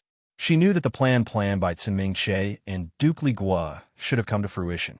Take these things to the food supervisor at the front and ask them to make them for my son tomorrow. He likes to eat them, but I don't like them that much. The next day, Cin Mingche had a plate of salt and pepper shrimps, a plate of steamed crabs, and a steamed yellow croaker on his table. No need to season too much, just eat it fresh. The remaining shrimps and crabs are marinated with the ingredients and kept in sauce. You can serve a plate with the porridge from time to time in the future. Because of the rare seafood, Cin Mingche ate more than usual and walked around the yard to eat. Just after walking around for 2 times, Yuan Bai came to report that an internal prisoner came in front of the emperor to declare his presence. Cin Mingche quickly changed his clothes and went with the prisoner. It was still the familiar foreign study room. In addition to the emperor, there was also a chief eunuch he was not familiar with, Fan Zishan, currently the eunuch Bing Bai and the Admiral Bei Wage. The atmosphere in the outer study room was relaxed, and the emperor and Fan Zishan's facial expressions were also relatively relaxed. Cin Mingche knew that it was definitely not a bad thing. After saluting, the emperor kindly let him sit down and spoke straight to the point. Lao San, I remember you said yesterday that you wanted to visit Liaodong. Cin Mingche lowered his head and smiled, pretending to be embarrassed. But my son's words were too high-spirited. Yesterday, my mother and concubine taught me a lesson. I shouldn't think about it one by one. The emperor pretended to be annoyed and frowned. Hey, now that you said it, it's hard to go back on it. Now I'll let you take the lead and take people to Liaodong. Do you dare or not? Cin Mingche was overjoyed and immediately stood up and saluted. Of course I dare. Thank you very much for your trust. I will live up to your trust. The emperor smiled and nodded. I'm not asking you to do anything big this time, but I'm going to take a look at the situation in the border town so that you can gain some insights. You hand over to Fan Zishan. He will send 2 deputies to follow you. If anything happens, you should discuss it with them more and don't make any arbitrary decisions. On this trip to Liaodong, I will ask all the noble sons and daughters of the capital to go with you. Remember to regulate your behavior and not to disturb the people or bully men and women. The emperor taught him earnestly, and Cin Mingche nodded in agreement. However, the emperor's instructions to him were mainly to regulate the behavior of his noble disciples, asking him to take them through some drills to improve their martial ethics. As for investigating the border situation and matters related to Burgyud, they didn't mention it at all. It seems that these tasks should be left to the emperor's confidants. In this case, Cin Mingche didn't say much and just said yes respectfully. The emperor talked with him for a long time, set the departure date for half a month, and then ordered Hanlin to wait for the edict to be drafted. Soon, all the dignitaries' mansions in the capital will be preparing to hire people. Cin Mingche went to Beiwei Pavilion with Fan Zishan. In order to introduce His Highness, these 2 are my deputies, so I ordered them to bring 1,000 people each to protect His Highness.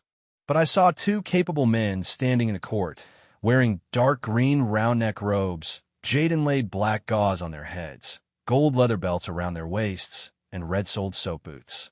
They had straight faces and bright eyes. The feet are bright and eye-catching.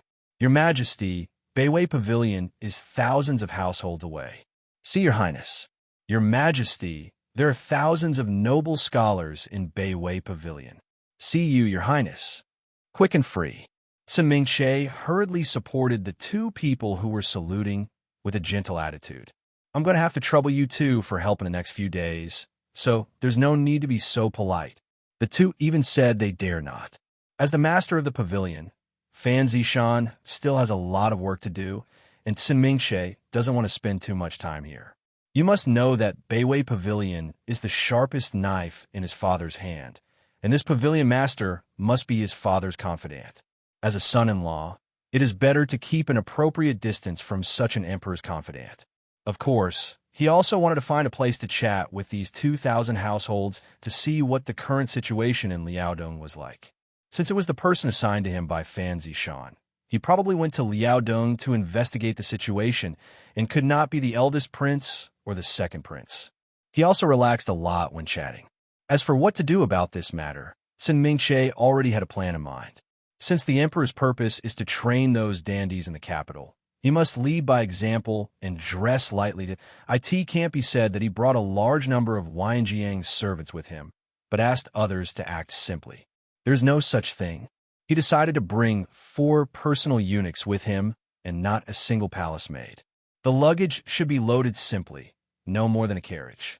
He would not bring any valuables, only practical ones. At that time, those who want to follow him cannot exceed this standard. The most important thing is that no woman is allowed to take it. It's said that it's just training, but it's so inappropriate to have an affair with a girl in your own room. No one is allowed to bring women. Not one of them. As the leading prince, he doesn't even take a maid with him. Who among you dares to take one? However, the imperial doctor in medicine must be fully prepared. If anyone fails to adapt and falls on the road, it will be entirely his responsibility. Also, when you go to the border, you can't let those people bully men and women. It's best to find a place in the military camp, lock them all in, and practice every day. When my energy is exhausted, I'm no longer in a mood to think about anything else. It can be regarded as completing the task assigned to him by his father. As long as this matter is settled, Sin Mingche will be able to enter the court as a matter of course, and no one can stop him. After all, this is his first errand. If you don't do it well, it will give others an excuse. You are too young and your work is unstable. The time for entering the DPRK will be pushed back. However, wealth can be found in danger. After discussions between Sin Mingche, Li Guogong, and others, they decided to pursue this opportunity. Use strength to defeat cleverness. I won't play tricks with you in the court or harem. We will do it for real. Work hard. Bang. The sweet white porcelain tureen was smashed to pieces on the ground, and the first batch of this year's nectar tea was spilled all over the floor, including the soup and leaves, and was still steaming. Sin Mingyuan sat in an armchair, his face pale, but there was a strange blush on his cheeks, and his chest heaved violently. It's too much to bully others. It's too much to bully others. It's unreasonable. He slammed his palm on the table. Sin Mingche is just a kid. Why should my father give him such an important task? The queen sat aside, picked up the bowl, and took a sip. My son, don't be angry. You can't do this job with your body. It's better to ask the third child to do it than to ask the second child to do it. Sin Mingyuan let out a long breath. My son also knows what the queen mother said, but in his heart, well, he is about to enter the court, and not long after, he will be another powerful enemy. The queen took her time. Your father will not let him do the inspection. On the surface, he is just leading the children of various families to practice at the border. Do you think this is an easy job? You also said that he is just a kid. How many of those young men from noble families can obey him? If he uses cruel methods, those disciples will definitely abandon him. Isn't your chance here? How to win over nobles? Do you need your mother to teach you step by step? Son, don't worry. You are your father's eldest son, and those things will be yours sooner or later. Sin Mingyuan had already calmed down his anger, but after hearing the last sentence, he became irritable again. Mother, it is good that my son is the eldest son, but he is not the prince after all. What on earth do your father think? The queen pondered for a moment. Their eyes met. She put her finger on her lips meaningfully and said softly, Your Majesty, the emperor's mind cannot be guessed. Sin Mingyuan sat on the armchair frustrated and whispered, No matter what, we can't let him succeed this time. Sin Mingche returned to the East Hall and summoned his eunuch and female officer first. The two stewards next to him are Fu Rong, a first-grade female official, and Lu Ziqing, a second-grade eunuch. Both of them are in their 30s and brought their children into the palace. The families of these two people outside the palace were already under the control of Duke Li, and after investigation, Mingche made them serve as internal and external managers. In front of them, Mingche didn't need to explain more. He just said, "My father has given me an errand and asked me to go to Liaodong. It is estimated that I will set off in the next few days. Ms. Fong, please inform my mother. My mother-in-law must pack my luggage for me. Please keep it simple. The clothes for changing clothes do not have to be exquisite, but they must be comfortable and wear-resistant. The simpler the supplies, the better. No extravagance is allowed. Eunuch Liu, go to the Imperial Hospital and ask the Imperial doctor if there are any special prescriptions for treating acclimatization and heat stroke. This time, we need to lead people to practice, and we must bring enough medicine. I leave these to you to prepare. When I go this time, I won't be accompanied by a palace maid, but only 4 internal guards. Someone must stay to watch the door. Don't think that you're being left out because you can't serve me closely. Now, I don't have a mistress in my courtyard. Those of you who stay here have to take care of the courtyard for me. I'll take care of it when the time comes. When I came back from an errand, I found that my yard had become a sieve. Have you understood?" The two of them bowed their heads and said yes, and quickly went to do their errands. Mingche picked up books and materials about Liaodong and sorted out the information. Only by knowing more information can we make more comprehensive inferences when encountering things. Officer Fong and Superintendent Liu exited the door, looking at each other and smiling bitterly. To say that the master they followed was not a harsh one.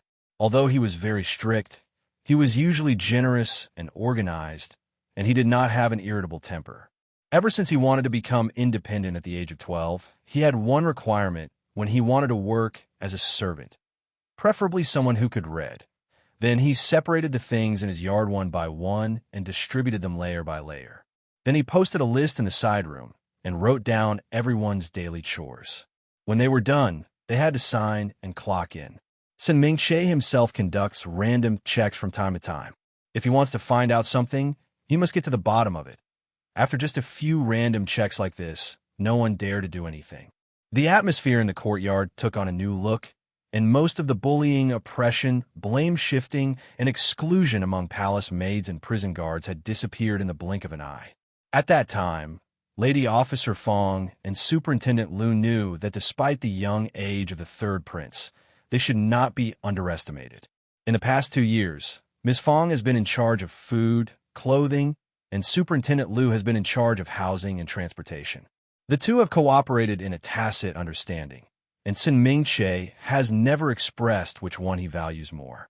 But Ms. Fong felt uneasy, not only because Mingche did not take the palace maid with her this time, but also because last year several palace maids had inappropriate thoughts, which caused her great humiliation. It turns out that Mingche's energy began to overflow when he was 12 or 13 years old. The maid in charge of cleaning saw it and whispered it out, which made several pretty maids think about it and wanted to go further through the bed. If you get a little favor, you might be able to reach heaven in one step. It's impossible to tell whether the Empress deliberately led in these thoughtful maids.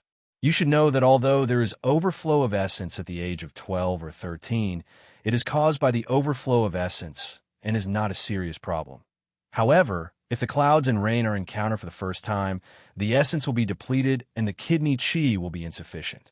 If you lose your kidney energy at a young age, you can only imagine what will happen next. If there is a dark knot in the bead body for a while, then the label of debauchery will never be taken off. If he were really a 12 or 13-year-old boy, he might not be able to control it. But Mingche has a mature soul inside the shell, and he still has some self-control. Turning her head, this maid put on a layer of rare perfume. That maid wore a fashionable palace flower, and another one deliberately tightened her belt to reveal her slender waist. That's okay. After all, everyone has a love for beauty, but they all looked at him lovingly with the same eyes that were reluctant to speak. Official Fong reprimanded him several times and punished 1 or 2 people, but it didn't work, and the little girl always got aroused. After all, Mingche not only has an identity, but also has a body and appearance as beautiful as a crane. He is extremely handsome, smiles before he speaks, and is humble and polite. That's really it. The people in MO are like jade, and the young master is unparalleled in the world. It continued until Tsin Ming-che kicked off the Coucha Palace maid wearing only a belly band. The palace maid was really beautiful, but she was only 15 years old, with fair-skinned skin and a pair of lifelike mandarin ducks embroidered on her pink belly band. But Tsin Ming-che showed no pity for her, and pulled her away on the spot, and sent her to the palace without even giving her a piece of clothing. All the palace maids in the Tudong Pavilion were under the management of Lady Official Fawn. When such a shameless person appeared, her face was really trampled on. Later, the rules were strictly enforced and a group of people were beaten. This trend, then it stopped. This time Tsin Ming-che was only willing to take the eunuch with him when he went out. The clothes and food that the palace maid was responsible for would also be handed over to the eunuch. If His Highness is used to using internal prisons when he goes out this time, then female officer Fong was very wary.